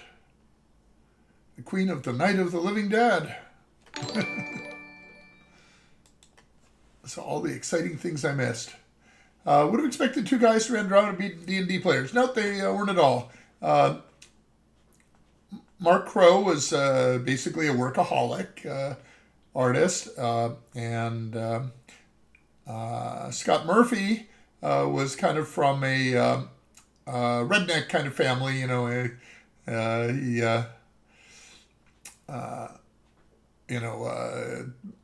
Rusty cars in the lawn and that sort of thing. Who was a very, traditional upbringing, and not really a gamer on the surface. I don't know, how much gaming he actually did, but he was just a really funny guy. Really good writer, good programmer. Mark was an excellent artist and very creative as well, so they worked together well as a team. And it was similar to what Lori and I did, because Lori, is a writer with an art background, and I was a programmer with a gaming background, something like that, or a gamer with a programming background. And between the two of us, we managed to figure out the stuff that needed to be figured out. The furries of the internet support your anthropomorphic inclinations, yes. Inclination? Yes. Inclination. Yeah, well, I've always enjoyed furry people. I wanted to play a few bars of Samarian Meandering since I don't remember the song. Okay. Somebody mentioned it. I got it over here. You gotta actually. I don't hear it. Your speakers aren't doing it, or it's not loud. Oh, maybe my speakers It's aren't up there. working. It's up there. Though that would be good. You know, it's good to find out now. Oop. What have I done? I loaded something. You're trying to get into Amazon Music. This product contains nicotine. What? No, not the song. Uh-huh. Okay, my speaker must not be hooked in properly or Oh. not working right or something. Yeah. Okay, we can't listen to What Somebody did in the Laundry. Does that mean we can't listen to the game either? That's what I was saying. You I better usually figure this out. I usually test this before I Yeah. Okay. ever start the stream. Okay, I here's love the hero. how the many ways that things could go wrong in a Sierra game. It's sort of like an Easter egg hunt to find all the new ones into. And it's much like all the things that go wrong doing a live stream. There is a reason why we did want you to be able to do that, and we wanted to reward you for doing that because, you know, after all, when I was a kid, I was afraid of making mistakes. It really was almost crippling that I did not take risks where I might make a mistake and make a fool of myself, you know. And she was terrified of my personal computer when I Yeah. first sat her down Yes, with I it. was afraid I was going to destroy it. And then I showed her WordStar, which is what I used as an editor at the time. And she discovered that if she made a mistake, she could backspace. And instead of whiting out the letters, it actually was as if she had never made the mistake. Yes, and games. The thing with games is you can't make a mistake. Yes, you can if you forget to save like I usually do. Yes, but it just means you have to start again and try again. All right, I'm It does gonna- always allow you to try I'm going again. to play one of our Play it, previous yes, streams. Yes. Well, you could. I can hear that That's one. fine. All Okay, right. so YouTube works. All right. So yeah. So we'll go on and play a game. Okay. Unless you want to talk some more. No, that was fine. We can talk over that. Uh, Oh, we won't be able to talk much longer because, well, we won't be able We will, to we'll read go. people things. Yeah, so we created some furry people with that dance scene, no doubt. Actually, it was yeah. Jerry Moore who created that. And it's funny because Jerry is, very strict Christian and very, very strong sense of morality. And he had no problem with that at all. Yeah. We're sort of the same way, you know. Sex is fine. Violence is less fine. But cartoon violence is fine.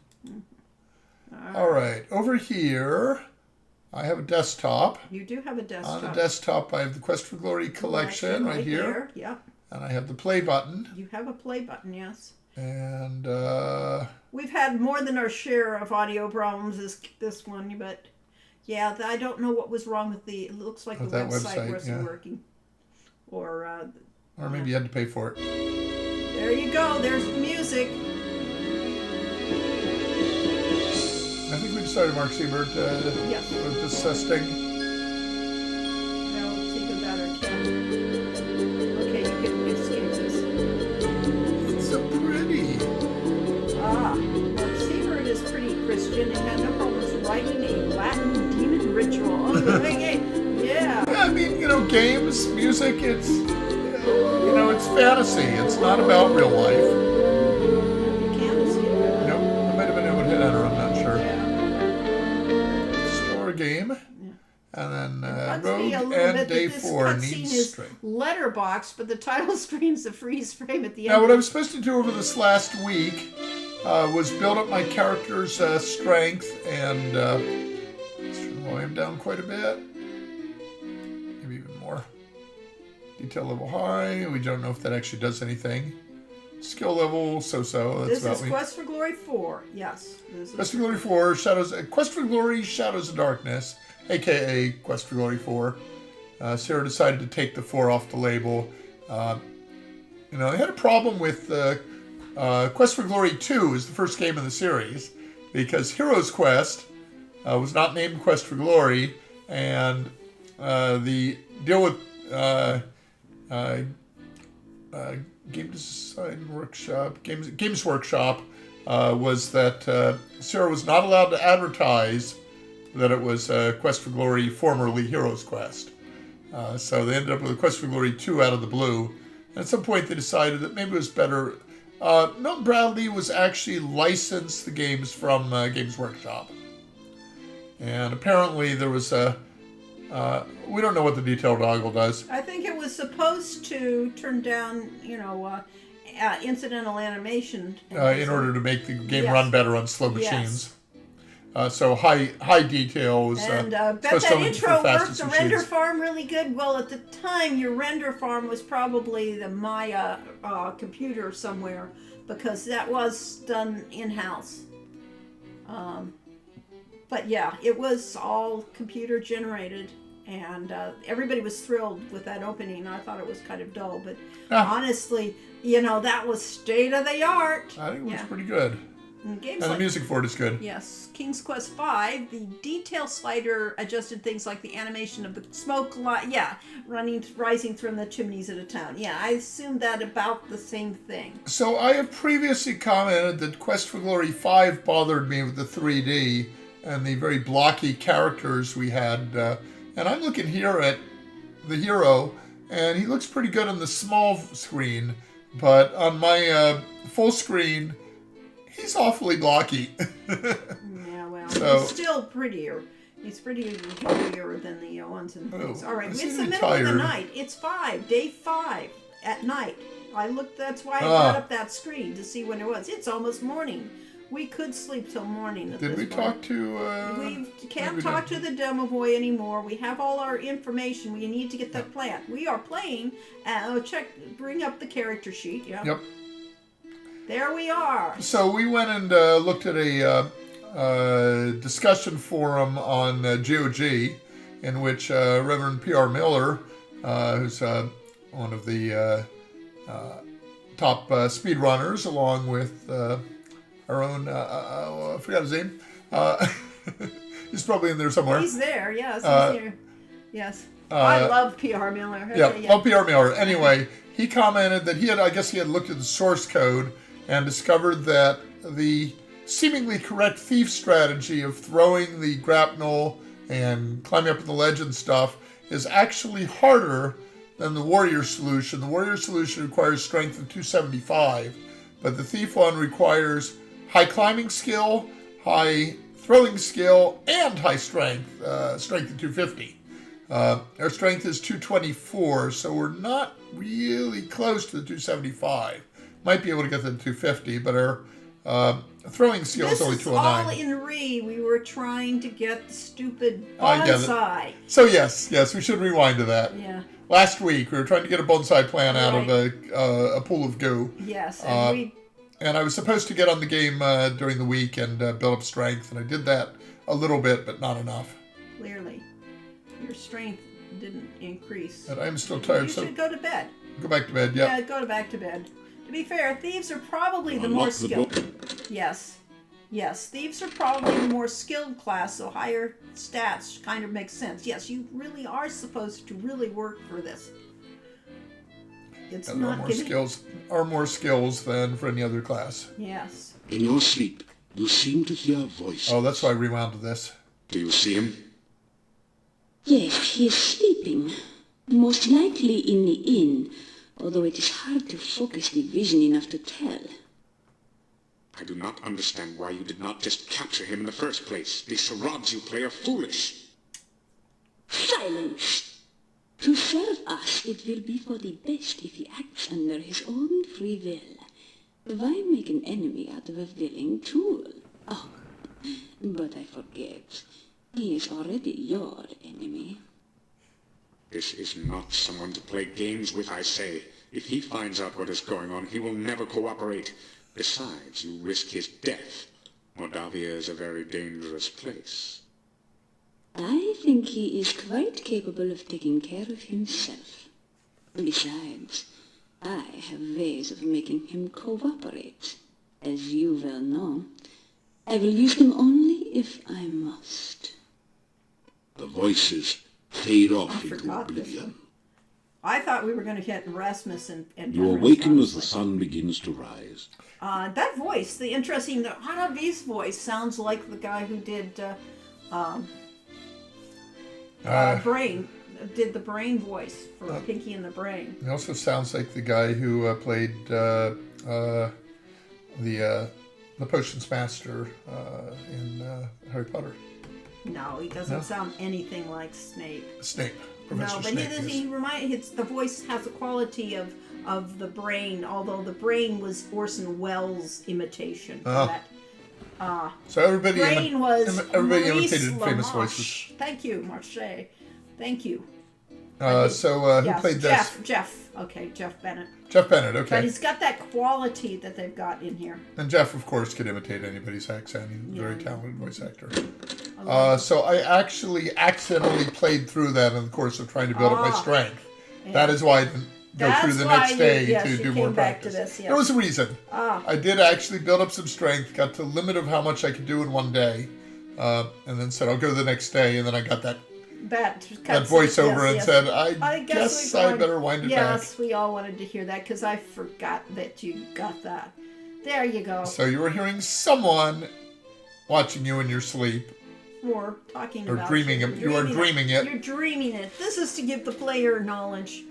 That- So you did. This is called foreshadowing, since you actually have a clue. It's sausage and peppers fried with garlic. That was my father's favorite breakfast was sausage and peppers. That and the so-called mingle muffin, which was basically a English muffin pizza, which I don't think he put sauce on. I have a friend who tattooed Pinky Ooh. on one ankle. Sorry. Look, he is safely locked away. We should wait a bit to see if the gravedigger shows up. Well, there you go. Igor's missing. That ties it. The little weasel never goes anywhere, for crying out loud. Yeah, except when he's with that wacko, crazy, cuckoo doctor. Why else would that gypsy be so darn close to town? He got a taste for meat. Oh, gypsies It eat was meat. a full moon outside last night, I'm telling ya. Yeah, somebody's going to jail. Justice must be served, even for that little gravedigger. Justice? We don't even know if a crime has really been committed. Just relax, go home or to the inn. The gypsy goes nowhere. We can decide what to do later. But we... Later, go home.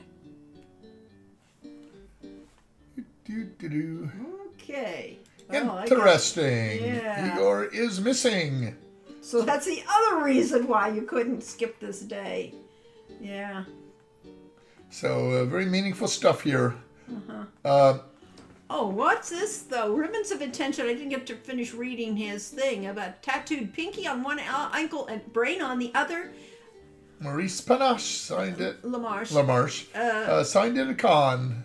And my friend got the signature tattooed too. Now I loved Pinky and the Brain, and I loved their. But you hate pain. Well, I didn't say I liked tattoos. Yes.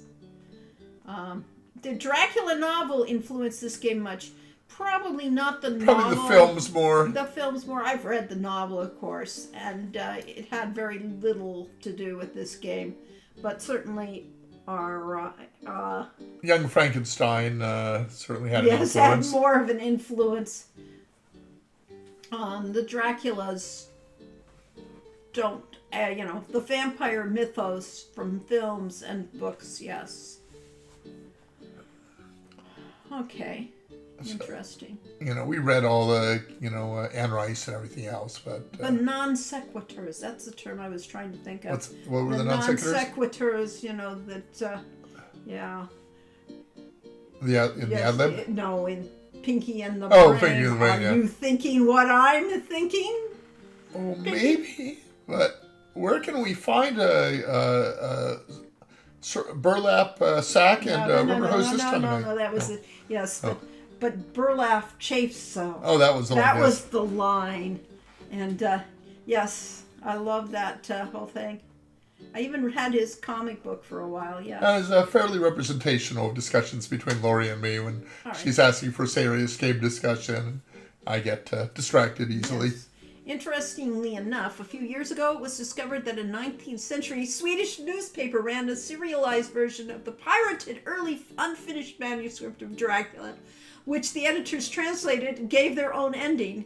Yes, It's since been translated back into English. Yeah, so that was an interesting pirate, I want to suck your blood. Yes. Now, Igor, of course, was essential to some of those the lab assistants, mad scientist lab assistant stories like in Frankenstein. But my brother had watched something or other in which he said, "Igor, give me the fluid," and that was his favorite line that I had to make sure got into the game. Uh-huh. So here we're in the next day. Something has happened to the Gravedigger. We'll need to ask people We'll about need it. to ask people about it and do something about it. Powers of Darkness, and the English translation was done by Ricard Rickard. Berghorn, or Bergholm, I can't tell. R N and M look so similar on the Yeah. computer. At least so, with that font. So What are you doing? Oh, you're gonna. I'm gonna yeah. make a new save. Let's just Would you call it day change much in 5. this series if it had been possible to be a female character? Yes. Game changes entirely. That was why, after the fact, the fact that we had to have just one character actually enriched the game a whole lot more than it would ever do. Because if I were making a female character, all the relationships alter because I don't believe that that they're interchangeable. I mean, otherwise it's particularly- meaningless. The relationship, how these people act, would be totally different. And believe me, you should talk to the townspeople first and get You don't them. think I on should board. talk to the sheriff first No. and ask what's really going on? No, get the gossip. You got the silly stuff Yeah, and ad libs. yeah, yes, the ad libs here. Ask about the Gravedigger. Did they mention werewolves? They mentioned gypsies. So we more recently learned that apparently gypsy is a very, Derogatory. very derogatory term in England and all of Europe. So, so- we are. So we went to rover for Yes, we are deprecating the word here. hero use. So every time you see gypsy, I'll just have to say rover. Yeah. Gravedigger. The Gravedigger's missing. I mean, we looked everywhere. He's usually under my wife's bed. We even tried to talk to that quack Dr. Cranium. That ridiculous doorbell. At first, we thought he might be lost. Then we found the gypsy. The gypsy did it. He toasted Igor. Yeah, and then he ate him. Check his breath. It smells like Igor. Poor Igor. Yes, Romani's less offensive generally. What? Can you turn that volume down a little more? No, it is down. Yeah. Sounds pretty loud to me, but maybe that's just in my... You want those voices to be. Oh, heard. my speakers are low here, so... you guys hearing those voices well? Is the volume good for the game?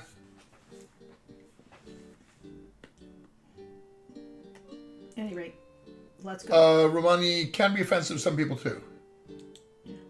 Nope, that's not the right interface. This one. Ask about Gypsy. Rover. I'm telling you, Rovers. gypsies Rovers. are werewolves. Yeah, gypsies are all tramps and thieves. Gypsies cannot be trusted. I think we're fixing to have one less gypsy around here. That was Cher's famous song, Gypsies, Tramps, and Thieves, about the carnival. Werewolf we haven't asked. Hold it, Slick. Don't you know what a werewolf is? A man who turns into a wolf. Yeah, when he's sunbathing at night, you know? It's the full moon that does it. Listen, the werewolf eats children, which don't make him all bad. Igor was not a child.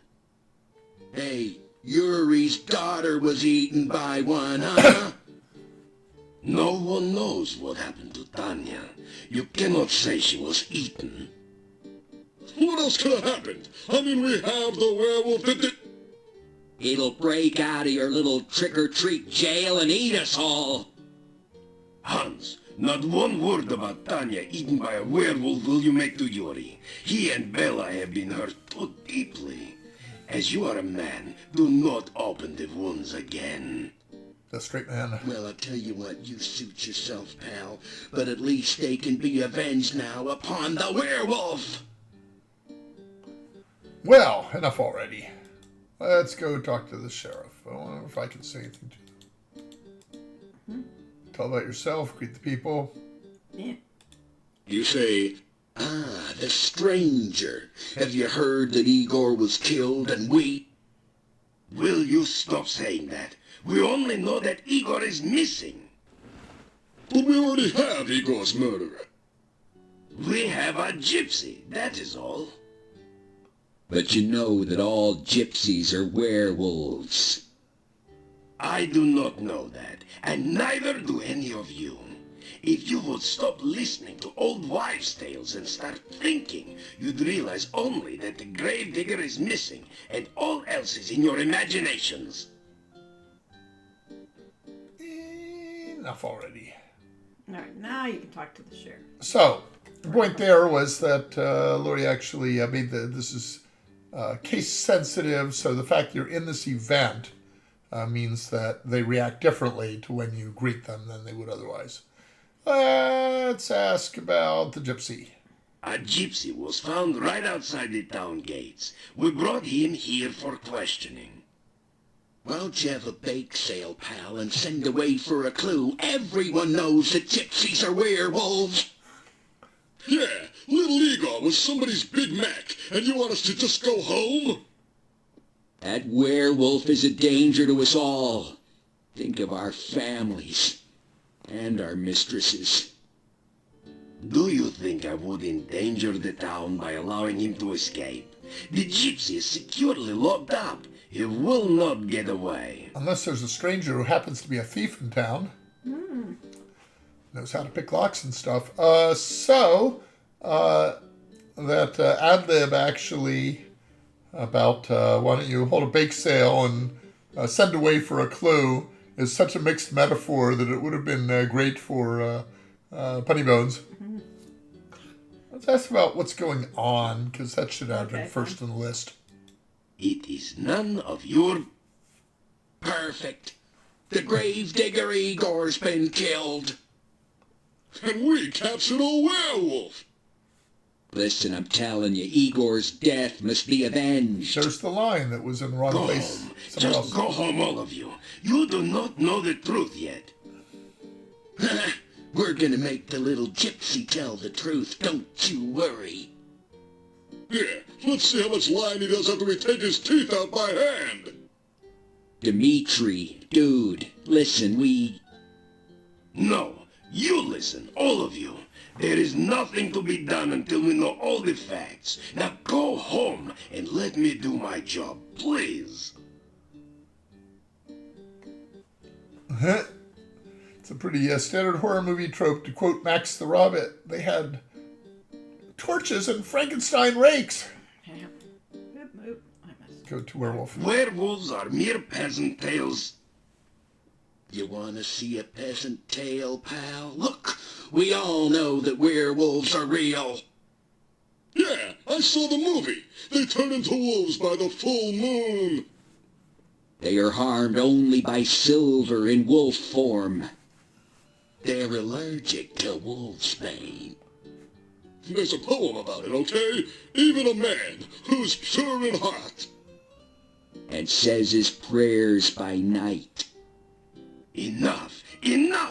That It is, is of all course, hearsay and the speculation. Wolf Man. That was from May the Wolfman. become a wolf when the wolfbane Yep. blooms. Wolfman Wolfman. quote time. Oh, that's beautiful. And the autumn moon is bright. Or so the charming legend says. Not the werewolf in London. Okay, so referencing 20th century technology in Mordavia has always cracked me up. Well, especially when these guys are ad-libbing, Yeah, yes. I know. Hey, they went- I cringe with it every time. It's like, no, they didn't say that, please. but it's pretty funny, so it's funny, good. It's yes. fine. That's why Mordavia is so Spooky. Yes. Exactly. But I was going to say, in Lori's headcanon, or which is to say the backstory for the game, the gypsies are not werewolves. No. They are, however, well, we'll learn. Yeah. Shape changers. Hey, Burgermeister, how you doing? I am trying to do the job to which I was appointed. Who appointed you? I'm trying to make certain that justice. Justice. Justice, mustice, Einstein. Was it justice that little Igor was murdered and wound up the blue plate special? Yeah, the murderer was caught, and I want to hit him. Let the punishment begin. Right. Then we'll have justice. Am I the Burgomaster or am I not? I have said all that there is to be said about this subject. So we had lip syncing technology in this game. Not really. It doesn't. It just. It looks like it. It isn't. It isn't. They didn't It's try like to a- see. That's about the Gravedigger. Asked about the Gravedigger. We haven't yet. The gravedigger was missing last night. And we matriculated on down to the cemetery to search, see? Yeah, but we didn't have far to go. Just outside town, we caught ourselves a werewolf. Yeah, but we found no trace of poor old Igor. Enough! Igor is missing. We do not know what happened to him. Yes, we did have lip syncing available, and they had. I mean, that was the big innovation several years Yeah, before this. Ken Williams bought another company mostly because they had lip sync technology. Yes, but it was creaky, and it was too much effort for what it was worth. So I don't think they bothered to do that. Bright Star, yes, we took the technology over. Where are you going to go? I was going to go look at Igor's work area and see if I can you're find any gonna clues. you're going to investigate. I'm going okay, to be you a could. detective. Okay. Well, I It's don't an see. advertisement for Igor's headstone. Let's see. I Any don't clues see- hiding in the bushes? You don't know. Nope, nothing there. Oh, So therefore, we'll go exercise. okay. Role playing. The GM will be pleased. Yes. What's interesting is how it's rigged to stop when the speech does. So clicking too quickly in dialogue with pictures stuck in odd positions. Ah, yes. Let's see if we can add some more weight. Well, yes. The Bright Star stuff You actually consider placing a... had the mouth moving to the A, E, I, O, and U positions, and so it would actually be synced. Vowel and other signs, yeah. It would be synced. The vowels would It be actually synced. looked at the text, Yes. which is kind of hard when you've got actors ad-libbing and not Yeah. actually reading the text. Right. Yes. So you're going to exercise and not deal with Yeah. There's only a certain amount of punishment. Oh, really? to extent- I haven't done this today. it. Oh, well, it seems to think you did. I'm going to try climbing, but No, not here. Maybe we'll get No, some you strength can, on you it. Can, you can, no, you get climb there. There, you've got it right there. grapple the hook if I can get my mouse to go there. Yeah.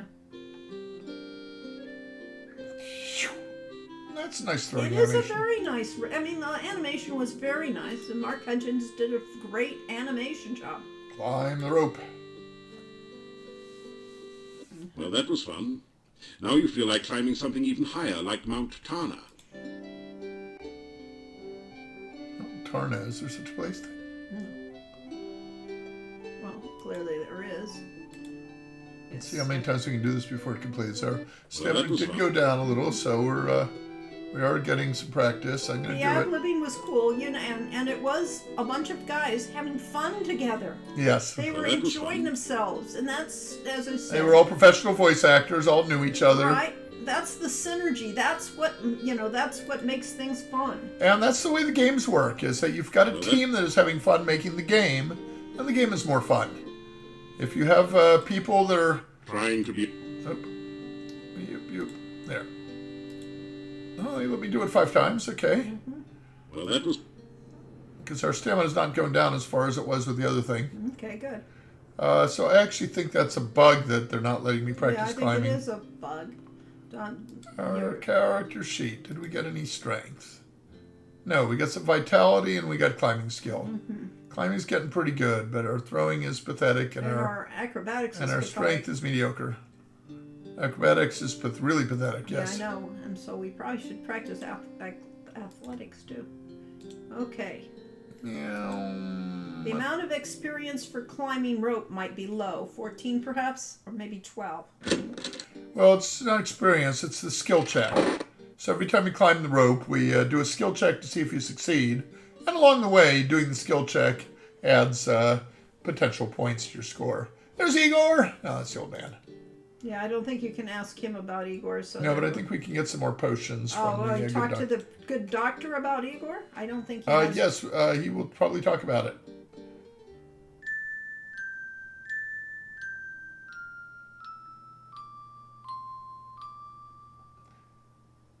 I'm trying to click and my mouse is I not know, working too it's- well. it's- I think I need to clean the wheels.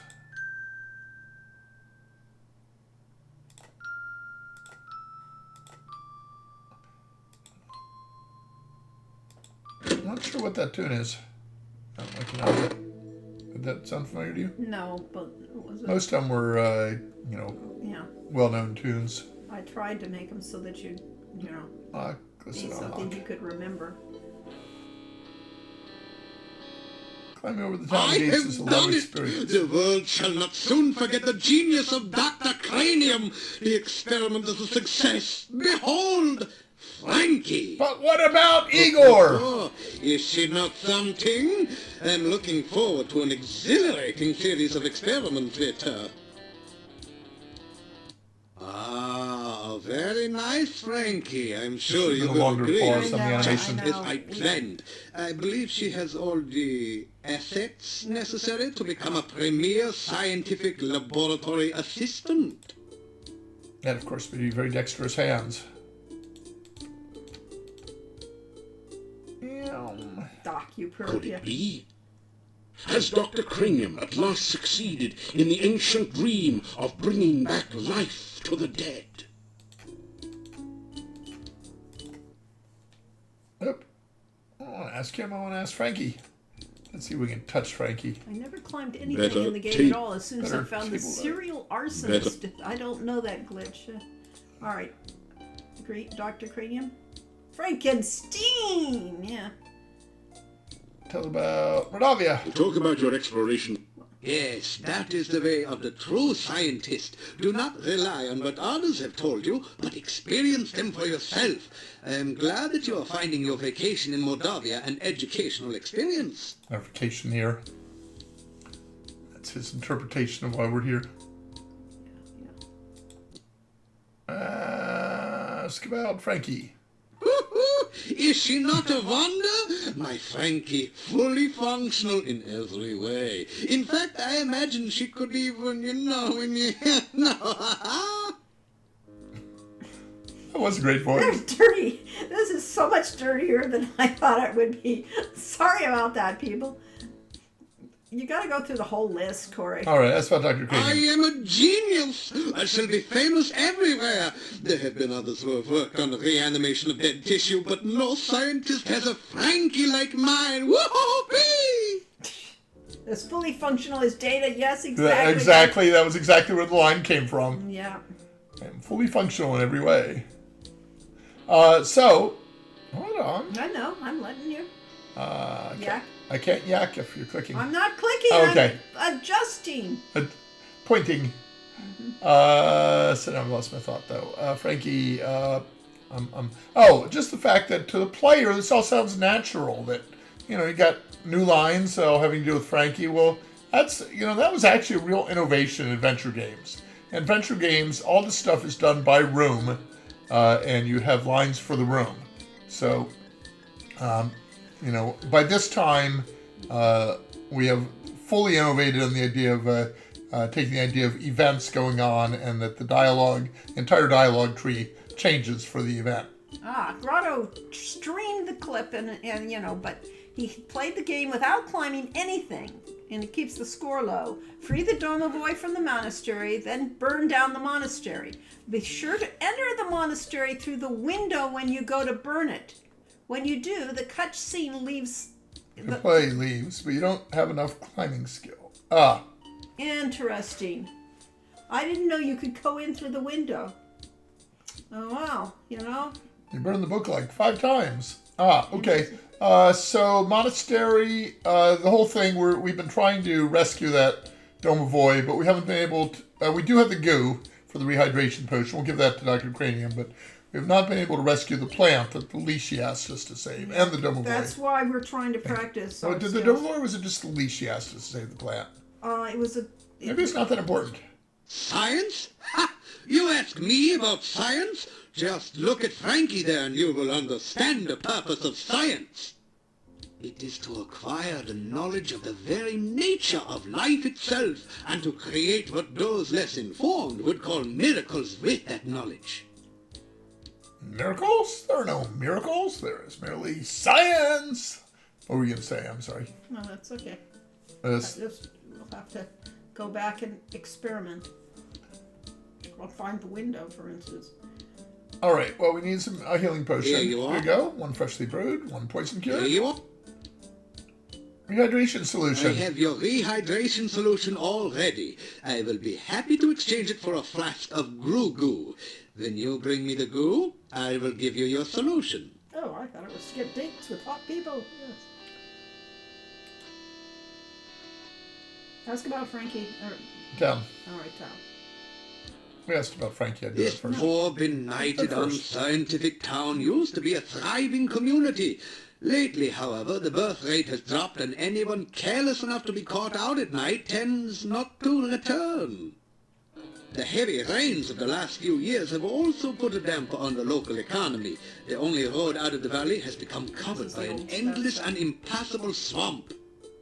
I have not received a single delivery of scientific equipment this year. It is terrible. So yes, that is the basic dialogue. But of course, this is his perspective. Is how things affect him is the only thing that matters. Yes. So I need to go look at my inventory for Grugu, which I think I have some of somewhere. That's that bottle there. This one here. This Yeah. looks like Yeah. Gru. Flask of goo, weighing 2 quarks. It's a bunch of greasy, grimy, gucky goo in a flask. Greasy, grimy gopher guts. Yeah, that's what boys are made of. Pop! That is terrific. This is just what I need for my experiments.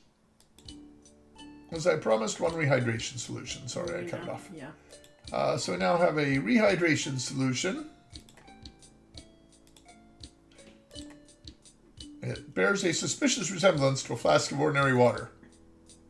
Well, we got lots of empty flasks now, though. We have 7 empty flasks. All right. We better do Igor before we run out of the window. We're doing it. Do not be concerned if you should be unable to reach me during the next few days. Frankie and I shall be engaged in some very important and engrossing scientific research. Like Weird Science. Mm-hmm. Or was it the other one? Baby Yoda named after this. And grossing! I don't care about the old man. Leave him alone. We've already robbed his house. Maybe we'll meet a gypsy outside. Or a werewolf. What time of day is it? The time of day is We probably are- still early. Yeah, Okay, good. it's not yet noon. Okay, fine. I wasn't sure. But if I it will was late. resave over top of the previous save. D5 Igor is missing because now Yeah. we've gotten some practice and some talk with. We got some more potions. Well, just wandering out. Oh, it's interesting when you walk into the shadow there and get darker and stuff. So that, Yeah, I mean, they that was- really worked at this game. it's pretty cool at the time. Yeah. That meant Okay, they had so- to have. They couldn't do that in the early games because we didn't have enough colors. So what would Sherlock Holmes do? The obvious is to go visit the graveyard.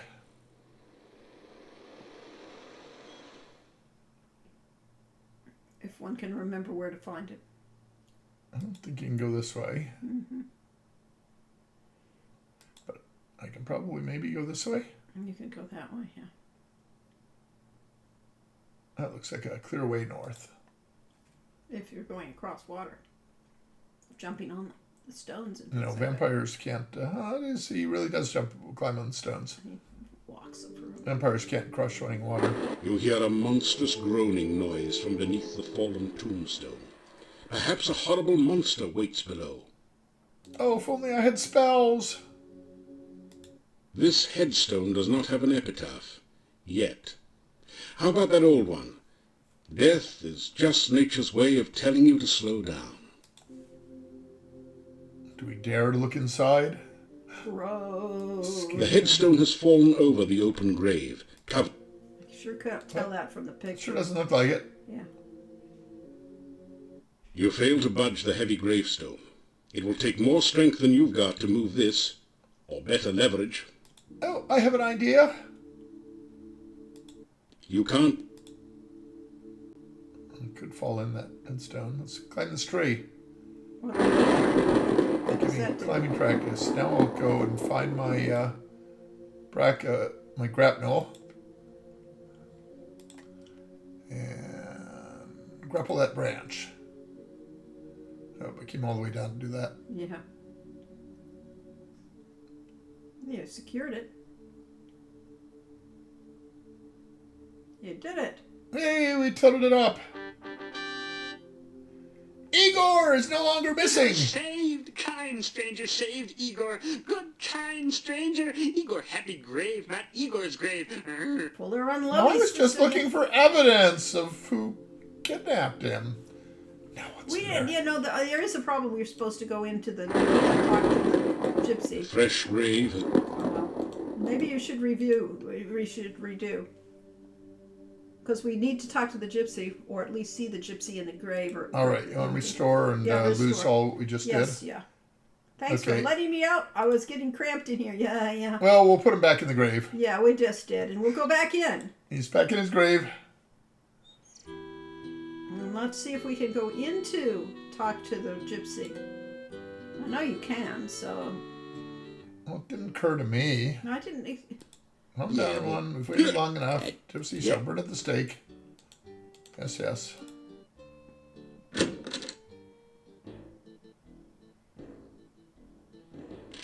The gravedigger is missing, and the gypsy just happened to be near the front gate when we were searching for Igor. He is suspected of being a werewolf and of having eaten Igor.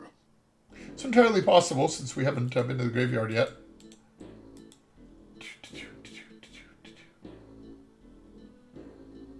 I loved how smug the gypsy looks, even when he's in prison. Well, he is smug. Can't really tell.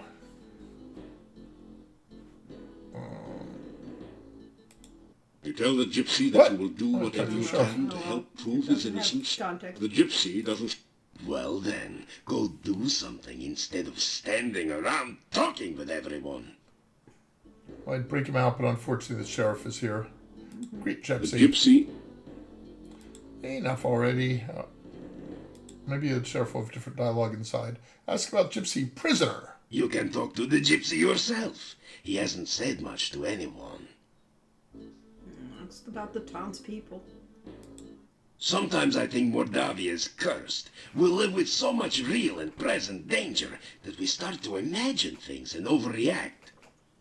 Just because some folks find a gypsy when Igor is missing, they blame the gypsy. Now everyone in town thinks the gypsy is a raving werewolf out to eat us all. They act like frightened fools. We could ask the gypsy if he's a werewolf. Well, we'd have to talk to the. Sometimes I think Oh. We got that one. just Smell Burgermeister? I'm not certain what to do. I don't think that the gypsy had anything to do with Igor, but unless there is some real proof, the gypsy will burn. I can't leave the gypsy here by himself, yet someone needs to find out about Igor. Everyone else in town just assumes the gypsy is guilty. No, can't leave him behind by himself. First of all, because he's promised that the gypsy will not break out, but also because he doesn't trust the townspeople not to become a lynch mob and come in and burn them in his... Igor is missing, and the townspeople seem sure that this gypsy is the cause.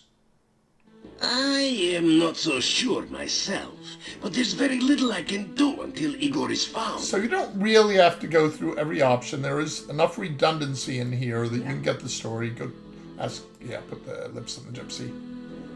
What part of that gypsy did you put the lips on? The gypsy looks at you with disdain. Werewolves? I'm trying to. The gypsy spits in your general direction. I spit in your general direction. The gypsy glares at you in sullen silence. Enough already. We're not going to get anything out of him. Yeah, you're not going to talk to me. All right, now we can go get Igor. Now we can go do the same things we did with Igor. Uh-huh. But we could maybe do it He faster. points his chin butt at you. Yeah, that was the chin that didn't quit. It is possible that the gravedigger is still alive. If you are going wandering outside of town, please watch for him. And that was an on-exit line that it... Calm down. Yeah. Yeah. There's a control map, so there's actually 3 paintings for every scene.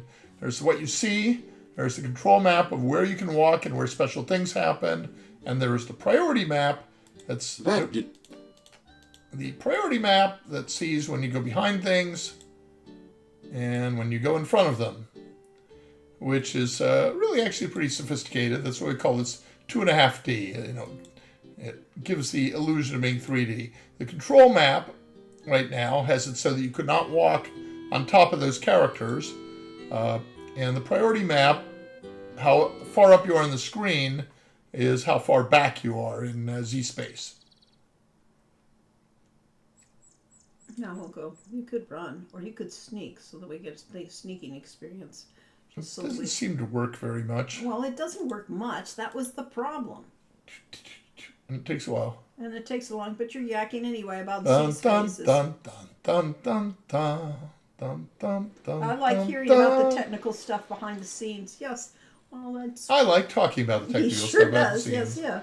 And that is kind of the thing. I mean, Yeah, if I could put this in debug mode, which you could do in the first and second games he by could show typing you in it, a yeah. command, then we could show you what the maps actually look like. But I don't know how to do it in Quest for Glory 4 or whether it was even Well, it's possible. not in the I release version. think we had a separate debug module that if it was present in the directory, would give you access to debug commands. You hear a monstrous groaning noise from the... Ooh, and it's lightning, it's scary here, and it's windy. This headstone does Yeah, not you have an read epitaph. this the last time. Now, can you The headstone- can you just use your rope and grapnel instead of having to climb the tree? I would Yeah, assume- because I did eventually end up doing that Yeah, I know, but I meant on the headstone itself. no, on the tree. That's what I tried. You did try it. Yeah, that's actually what worked. So it animates you climbing first and then puts it up there. Yeah. Yeah, throwing the Reuben Rapno over And I that to get think- the tombstone. I think the rope is somewhat missing in that scene there. When he straightens it out, it works. Yeah, and this end looks kind of... Yeah, yeah, there's a part of it cut off or something. Yeah, That might have been a priority thing. I think it was. Yeah. Igor saved, kind stranger. We saved him twice in one day. Isn't Kind that stranger. Igor, happy grave, not Igor's grave. Now we can go back to town once he gets out of the picture, and you can sneak back to town. Or look at our character sheet.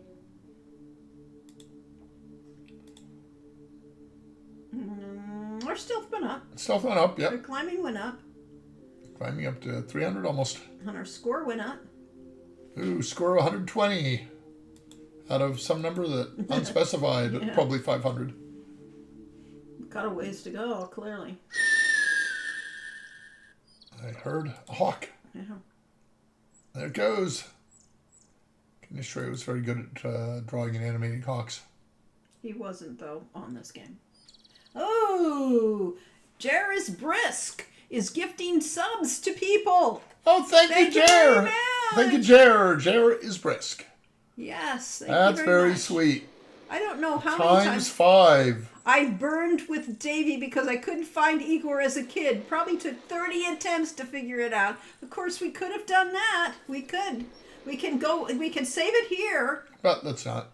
and go see the Gypsy burn. Oh, you want to see the gypsy burn? Well, I've never seen that. I mean, I haven't seen it in 30 years. So yeah, let's do All that. right. We'll say save under some other name. Yeah. Something early. We could get rid of Igor's I missing. think you have to jump ahead 2 days. Yes, I know. Not yes. Replace. Oh, thank you, Coles. I absolutely love the quest for glory in my formative years. Well, we're glad that you enjoyed it. And yes. No, is You have to go 2 days ahead? I think so. So that really will take a while. okay, You fine. want me to We'll do come that? back to it. We'll Someday. save the day, and now we can come back. I think, yeah. So we'll have to waste some time. Who was it? To Dare, save the Dares Who day. Care did a reciprocal for Jared's risk. Thank you. Oh, thank you. That's It's very paying nice. forward. Yeah. Awesome. Backwards. I don't know how everyone else can get their remotes and we couldn't. We couldn't get our remotes for whatever reason was not working for us.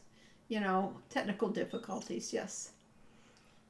There's the hero U, aka Sheep, the Quirk, aka Meep, and the Transo. Solar Unicorn. As a kid, I downloaded something called UHS, a DOS-based universal hint system. I remember that. That was the only way I could beat this. Yeah, well, it was kind of tricky. One man's still here. Always looking around. We'll sneak over to Igor's place. There he is. Igor, very glad not to still be in grave. You Igor's friend now. Maybe he'll warn us against the monastery now. Except, of course, he did that when we weren't his friend. Oh, there is a window there. There is. What do you know? Talk to him. I don't stop sneaking. This looks stupid. Clock. Okay. Okay, talk to. Sneaking. We've always had sneaking animation that looks funky. Great Igor. Good to see you. Tell Rumor. To tell Igor the townspeople were worried while he was gone. People miss Igor? You tell Igor rumor? Igor now morgue happy than ever. Morgue happy, get it? Little graveyard humor there. Nothing like hitting people over the head with a hammer. I know, it had to be hit. Tell about the grave.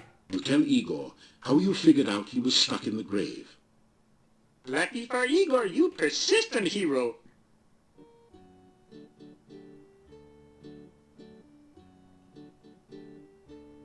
Enough already. Let's see what he has to say. Ask about Kripke, Igor. Ask about Igor. Oh, reports of Igor's demise greatly exaggerated. Is that Mark Twain who had that line? Something like that, or at least it was attributed to him. Ask about grave. Grave accident? Little graveyard humor there. That's a good one. I like it. Igor carved headstone near grave. Igor fall in grave. Gravestone fall on grave. Igor not get out until you get him out of grave. Igor in grave danger. A little graveyard humor there. Oh, what almost certainly went on in that scene was a programming error. Because if you remember that we had artists and programmers in different areas, starting with Quest for Glory 2, and the artists would provide art, so they had the flat headstone and the vertical headstone, and the programmers had to figure out what to do with it. Programmers, not necessarily reading every line of the script, just following Laurie's instructions, put the laying down headstone but didn't have the origin point correct. So it went off the edge of the hole instead of over it. Yeah. Yes, I keep thinking it's Kermit the Frog there. Kermit the Igor. Definitely. Yeah. Ask about the crypt key. Igor not give crypt key to strangers. You not stranger. Igor give crypt key to you. There we go. Ask about Arana's staff. Staff been in town long time. Dimitri's grandfather brought staff to town. And Dimitri, of course, is the Burgomeister. Ask about the gypsy, because we haven't About talked Dr. about Premium now. Ask about the gypsy. Oh, people not like gypsies. People think gypsies steal things. People think gypsies eat people. People think gypsies not normal like Igor. Well, there's a Dr. Premium line. All right. People say Dr. Mad. Dr. not mad. Dr. just crazy. Not mad at anyone. Enough already. Not easy being Igor. Yes, exactly. Say goodbye. You say goodbye to Igor. Igor nods cryptically. cryptically. A little graveyard humor there. There we go. Everybody gets to make the graveyard humor jokes, yes. Our key ring. I have to Contains the say, keys. the stroke of brilliance to combine the growing, burgeoning point-and-click adventure games like King's Quest, etc., with RPG elements was just inspired. I love the idea of developing my character, not just embodying a character that only changes as a result of progressing the narrative. Exactly, that's why I love to play. I love that experience, so therefore we're sharing it. Yeah, this is the way history and real life differ, and particularly individual real lives, is that the narrative has it that, Elon Musk had this vision of space travel and, environmental awareness and electric cars and so on, and he's a great inventor, and that Steve Jobs, who, is this visionary techno guy who started Apple Computer, and Steve Wozniak hardly gets mentioned in that one. Bill Gates, just invented the computer and so on, which he didn't actually do. And all these things after the fact, because we know after the fact that these people became successful. So why Quest for Glory became what it is that Lori and I had been tabletop role-playing gamers for years, and Ken Williams decided he wanted a role-playing game like D&D, so he brought us in. But first, I worked as a programmer there doing the Atari ST conversion. So all that time in the systems group and working with SCI, by the time we actually started on Quest for Glory, which was like 9 months later, I realized that there was no way we could do an Ultima-style game using Sierra's tools. They're not designed for it. They're inappropriate. But on the other hand, Sierra tools were really great for storytelling and animation and showing things. And so we could make something more like our tabletop games that had always been heavy on the role-playing, the storytelling anyway. So to complete the narrative, the analogy Corey was making at the beginning, these people became great because of the circumstances around them and the people they worked with. So therefore we became great because of the people that were, the tools we had available and what we could do with them. Bill Gates went to a high school that had a time-sharing computer that allowed him unlimited time on it, which was actually really expensive back in the 70s. That got him into computers in college, and then his mother was a bank executive, had money. I think his father was a lawyer. At any rate, they had anyway, money, yeah. And all those people these things came together. And weirdly enough, most of those people without, Jobs is the exception. Most of those self-made men were anything but self-made. So, yeah. Ah, yes, and Al Gore invented the internet. Yep. And what he actually said at the time was more nuanced than that. Yes, but it didn't matter. So It's the he quote helped fund the project that led to the yes, internet. Yeah. So He supported the funding. He was very important to the internet existing. Yeah, and he believed in it. And it probably wouldn't have been there unless people like he had the power to make it so. Because remember, what a concept the internet was. It was a total socialist construct where all the information would be shared for free. What a concept, So we'll get back there eventually. Maybe not. It's 4:30. No, I know, but we didn't start till We started on time. 2:20. We started on time. Not on the second pass. Yeah, no. But yeah. Is it really on pause when you do this? Hopefully. Okay. I think time may pass. That was a question. I think when you go in the inventory, it's on pause, but I could be wrong. So yeah, Ken Williams is this executive producer on all Sierra games. And a lot of people think that means that Ken Williams made the games. Well, he did make the games possible. So he started the company, and he got a sales operation, which originally consisted of putting the games in Ziploc bags and driving around to computer stores. So he did the work at the beginning. And he came up with the initial either AGI or the pre-AGI engine that allowed him to do The Wizard and the Princess and Mystery House and so on. So, he had an important part of it. But by the time they got to Quest for Glory, he was in his office at Executive Row and visited us maybe 4 times during the year. Yeah, somebody asked me, did you, have a lot of talks with Roberta and that? And, I think I talked to her twice when we were at Sierra. So therefore, we never spoke with these people. I saw Ken more often and talked to Ken more often because he was firing us or having us sign a contract more often than I did. I saw Roberta quite a bit when she was finalizing King's Quest IV. I wasn't on that. Because she was actually in the office talking to people. But most of the time she was at home writing stuff and drawing sketches and things. Yes. And caring for her kids. The internet is overrated. We should have stayed with localized BBSs. Well, we remember those days too. We also will never forget the sound of a modem loading things up and how bloody slow it was, and the fact you couldn't get any phone calls if you were on the internet. We had the ARPANET when I was in college, which was funded by the Defense Advanced Research Projects Administration or something like that, DARPA, and the ARPANET was funded by them, but was developed by university engineers. So that was the predecessor to the internet. But it wasn't until the Mozilla guys came along with the idea of Mosaic that turned into the World Wide Web. The internet as we know it today could exist. Go see SysOp on a localized BBS. We did role playing on a BBS for a while too. Yeah, the Stuart 2 BBS. Yes, the day we upgraded to a 28.8 was glorious. I had a 12.2, I guess it was, for quite a while. Let's see. So we decided it was either Alt-Enter or Control-Enter. Alt-Enter.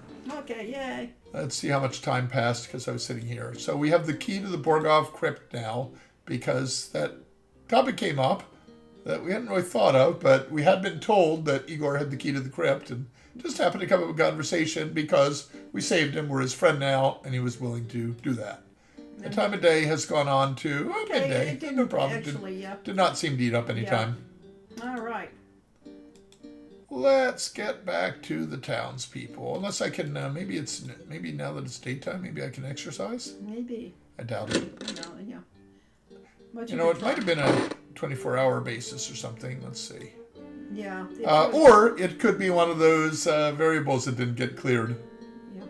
There's only a certain... Yep. So what probably happened is at the end of the day, they did not clear the variable that said how many times I had practiced. Ah, the grotto. Kids today? Kids today. Don't know the struggle of calling a friend to let them know the next call would be a modem and not pick it up. Yep, they have no clue. They have no clue what that is even about. Everyone go. I don't know, but we should go talk to the Burgomeister and see if the gypsy's still there and things like that. Maybe we can break him out. Maybe. Uh-oh, he's still here. Oh, the cell's empty. The gypsy is gone. Yeah. Okay. We can't see the screen anymore. In such a small... Yeah, okay, fine. All yes, right, Alt-Tab. Thank you. Yep, we desktop. Can't, it's just your webcam. Yeah, we have to shift off that or we can't do it. DOSBox. Thanks for telling us because we would have yacked away and never known it. Never noticed. So we did check the time of day. Yes, you did. And it was midday, so we've got time. But here That's we are right, in an we empty could've- jail In cell. such a small village... We could have broken him out of jail. If we had waited till nighttime. If we had been wise The thieves. Burgomeister looks like a strong, hearty man. So after we and though play he the has a entire sad game, expression. we could come back and do all the different alternatives, like watch him burn. Yeah, we could. One year break I into asked his cell. Santa for a second phone line to host my BBS, and he delivered. Wow. Well, that wouldn't happen in my household. Tell what, Igor? I think Or he ask. ask. No. No. All right, enough already. Let's talk to him. Ask about Gypsy Prisoner. The gypsy is no longer my prisoner. Good riddance. I would not have enjoyed burning him at the stake. But what about the fact that he escaped? I'm just glad this whole thing is over. I hope this is the last of people disappearing mysteriously around here. townspeople. I should have been able to The tell Igor, but townspeople apparently I are already knew it. foolish sometimes. They want easy answers instead of difficult solutions. Say those people are known as Republicans.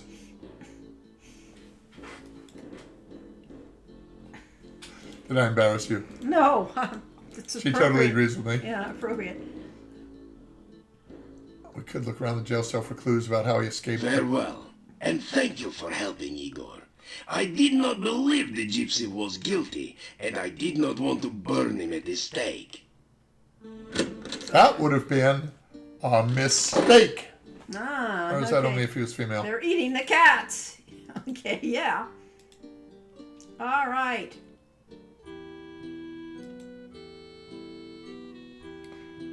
All right, so we could go into the crypt. There's not actually a good reason No. to. No good reason. We We could could try go- and get our. We our could skill go up. further. Wait, can you climb in here? I don't think so. How about this tree? You pick a few. No, I'm trying to climb the tree. Yeah, but it's not going to let you. That didn't. No. We could go further the relationship between Olga and her ex-husband Boris. Have we gone to Olga since then? I think so. Okay. I think we were at Olga last. And maybe we'll have an encounter, a random encounter. Or maybe Boris will tell us about the Igor and the gypsy. No, he hasn't. He doesn't have that. Oh yeah. Look at that bridge. Welcome again. It is so good to speak with you as always. The woods around here seem almost frightening at times. When you Love that arrive, voice. I know it is only my imagination that makes me nervous. Nice pause. The bridge? You have the bridge across to that castle. yes. That whole thing. Quite a trip over to that castle. Oh yeah. Oh, you haven't. Good day. You haven't got a Olga thing there. No. Ask about wife. When we first got married, things were very different between us. In the evenings, Olga and I used to close up the shop and walk over to the staff in the center of town. There we would sit holding hands and talking about little things like how much to charge for flour or whether someone would marry someone else. I think those were the best moments of my life. Ask about werewolves. Oh, wolves. Where? They're wolves? I have heard the wolves howl at night, but who is to say that they are werewolves? Ooh. Yes, comforting and unsettling at the same time. It's pretty nice. We've gotten everything else here, though. Yeah. Yeah. The things were once different between them. Yeah. Farewell, and may your path lead to your goal.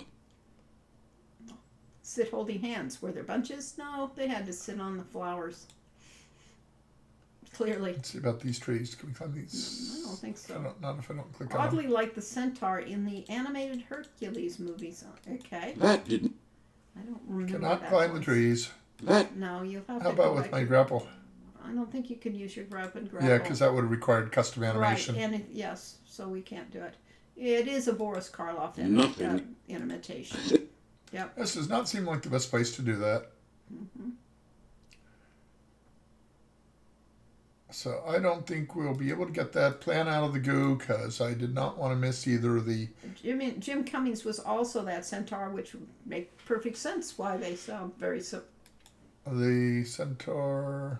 The centaur in the Hercules movie. Ah. We're talking the Disney Hercules. Well, let's see. We could either go down. We could quit for the night. Good, yes. So I think we should. We could could also- go back to town. Get back to town and. Group of flowers looks That's a interesting. cool. A big voice actor like that was on Quest for Glory 4 too. Uh-oh, there's a Necrotar. Oh yeah, that's tough. Let's throw a dagger. Is that how you do it? No. Acrobatics. Bad dog. Yes. The satyr was DeVito. Danny DeVito? Danny DeVito was the satyr. In our games? No. Well, I got one dagger throw off of him. Jim Cummings was also.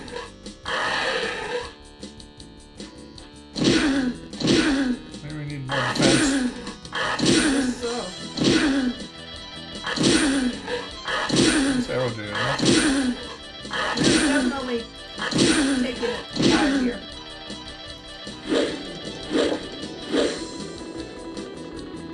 Our defense is high. Yes, gets our special attacks down. No special attacks? No, major, because those are kind of the only interesting thing about this, yes. Ooh, you're getting, all right, that's our special attacks. No, there's a special attack. There, yes. Okay, fine. Yeah, we needed to do the special attack. Shoryuko! Yeah. Yikes. The nasty Come Necrotor back, has fallen King, yes. to your onslaught. Unfortunately, this is a far from endangered species. Maybe it's got loot, though. Searching for the fallen beast, you find nothing of value. Unless you were planning to start a flea circus. Oh, dear. Well, we could rest or we could use a healing potion. I think we better use a healing potion. I think we should go back to town and save there. Is this the healing? That's poison cure. I always confuse them. Yeah, I know, because they're not Because mnemonic. That is John Rhys Davis's voice. That So feels yeah, good. that was our real big name here. Although some of the other names on here are big names in terms of animation and acting too. Where are you going? I was trying to get to the swamp and to the... But it the is getting starting late. It is, but it's not 5 yet. Oh, it's not I was 5. planning on playing till Oh, I 5. see. He's planning on playing to 5. It's just so you guys know. If you had any plans tonight.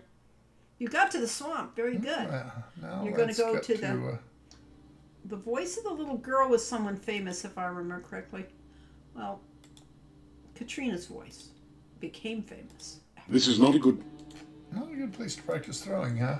Glad you got John Rhys Davis before the Lord of the Rings happened, yes. But then again, he was Sully, you know. Using a grapnel to dislodge stones is tricky, but... He was in Indiana Jones movies, so that was pretty big. I'm Yes, going to turn Jennifer off Hale's audio. second acting credit could be. The internet is a magical thing. I never thought I'd get a chance to hang out with the Coles playing Quest for Glory. Maybe in a dream, but in daylight. Yeah, asps, very dangerous. Bad dates. Bad dates was the best line. Yes. Oh, yes. And Yes. you are all paying us for this, particularly when you give away subscriptions and such. Yeah, We get a tiny fraction of the amount that you pay. There's probably more direct ways, such as joining our Patreon to get money directly to us. But we mostly do it because we're having fun. Yes. And we like having people like us. Trying to remember the requirements. That I think it might have been 275 climbing, 250 strength. That's what we. Yeah. As I mentioned yes. earlier, I appreciate that Katrina's peasant outfit was straight up stolen from Glenda's John and the court jester. I'm not sure that was intentional. It sure looks like it, though, now that you mentioned it, yes.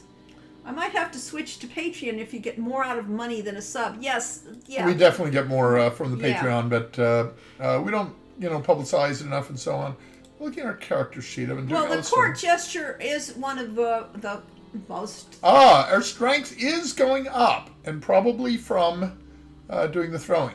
Cool. So our throwing is only up to 213, but strength is up to 226. Our climbing is pretty good at Oh, 299. you backed Chiro U. Yes, thank you Excellent. very much. Yes. Appreciate that. It was the flagon with the dragon that had the pellet with the poison.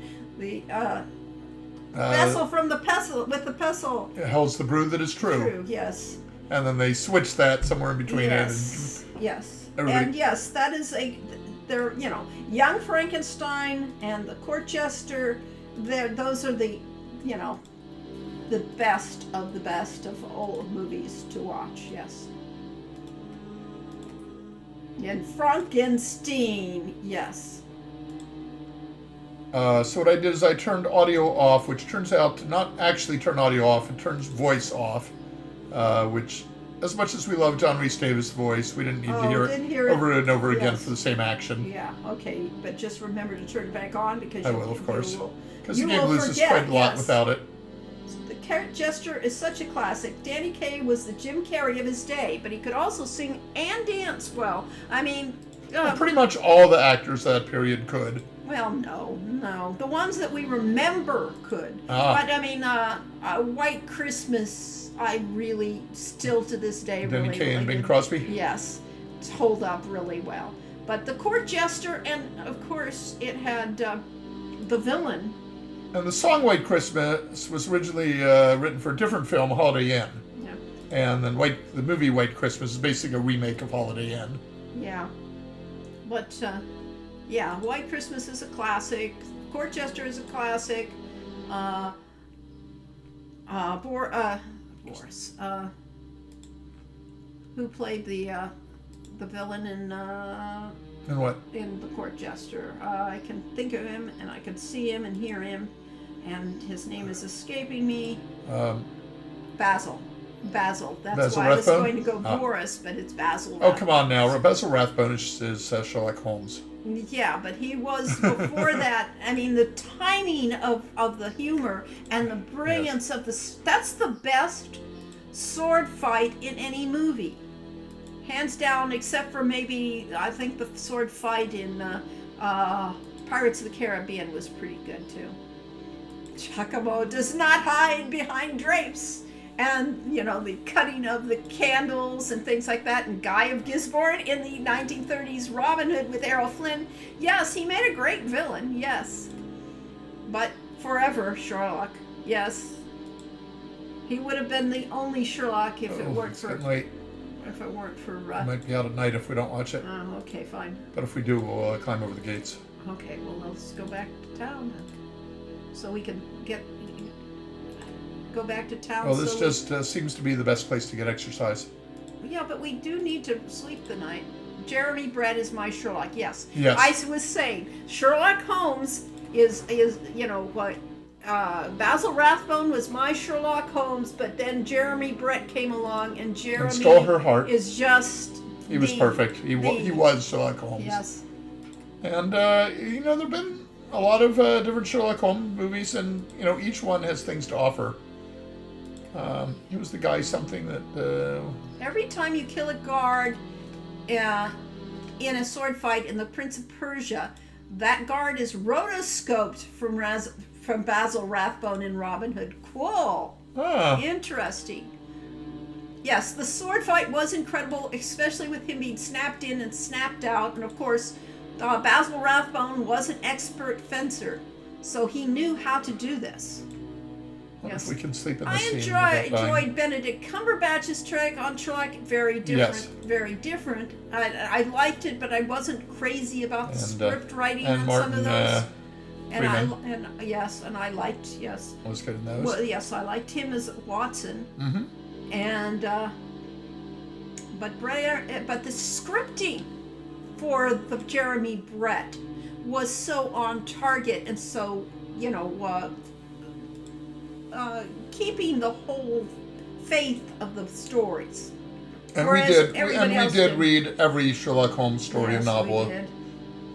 In fact, we have a annotated We had an Sherlock Holmes annotated, yes. collection. We had read them all, and so we knew that it's canon. So you can watch those and pretty much say, yeah, it's kept the whole spirit of these things very I'm well. not sure we've ever read anything in the annotated Sherlock Holmes because No. we just read the stories. We don't read annotations. Well, I do when I'm reading annotated books. Terry Pratchett was fun because he liked to Put his own footnotes annotations. everywhere. Yeah, but we should probably get to town before we close out. That's Yeah. what I was saying. Oh, either that or I could try to sleep here and see if it'll kill me after a save. Right. But we are getting our exercise. Yes. All right. Let's see now. Does our strength go up or only our throwing? Yeah, strength has not gone up for a while. Throwing's up to 219. I think it has to be up to 250, so it's going to take a lot more practice. Vasily Livanov is arguably the best Holmes. Don't know him. Don't know which one that's from. Vasily Livanov. Vasily Livanov. Okay. Okay, so let us save this as Got berries and earth. We'll replace that Soviet with era Russian portrait. I just never saw those. stubborn plant. Okay, Oh. I will check that out. Well, it's more stubborn rocks. The plant's not. Yeah, well, it's the stubborn rocks are in the way. Yeah. Oh well. We will try to get out of here without getting killed. Yes, if you've...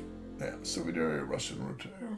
But yes, if you And have not I- seen the Jeremy Brett... Oh, look at this. See, we got to see some will-o-wisps. Yes, just because. Beep. A floating, coruscating ball of light. It's nice. And if we were to chase them, we would, of course, drown in the swamp or be grabbed by hands. So they're just as friendly as the Rusalka. And the plant is stubbornly hiding behind the rock. It is spooky here at night, It is. and there's spooky noises going on. And we're very tired. We don't have much stamina, so if we get into a fight, we'll probably die of lack of stamina. I liked the American version of Sherlock Holmes. Are we directly The south of town? elementary. Looks like that's it on the disc. No, this doesn't look right. We're going to end up in a graveyard. We're going to end up, yes,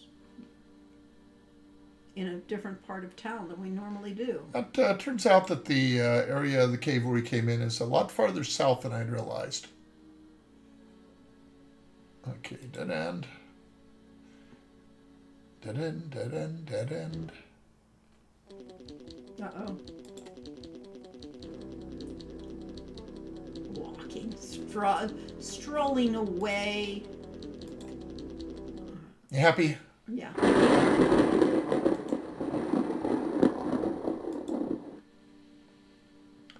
Two slavering necrotars on the other side. They look dying to see you. Oh, let's rest right on the side of the gate. How about that? Hey, who knows? We're getting tired.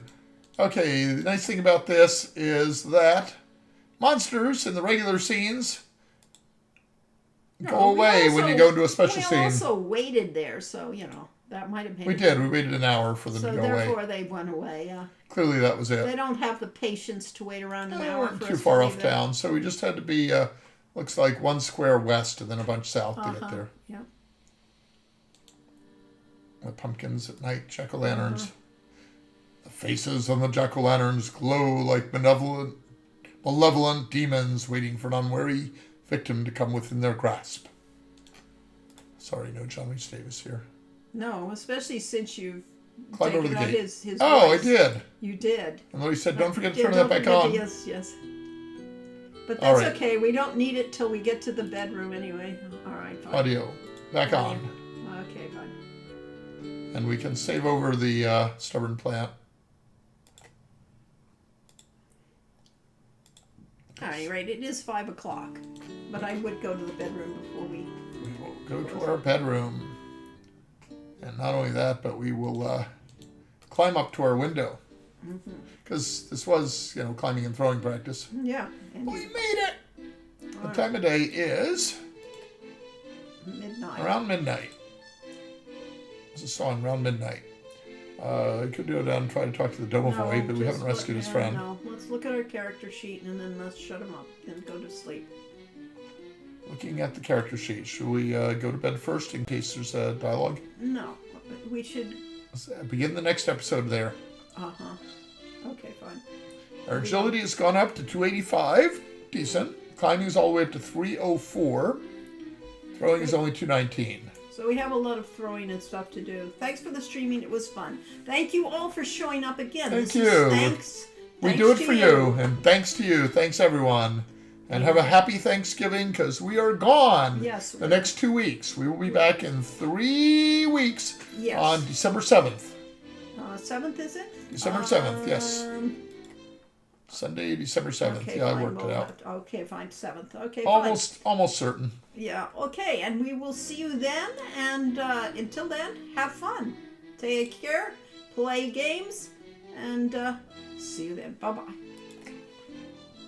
We will play games too, but not so many while we're up at my son's house. Maybe we'll play some board games. Happy Thanksgiving for all the Americans. Hope you have a lovely feast of food.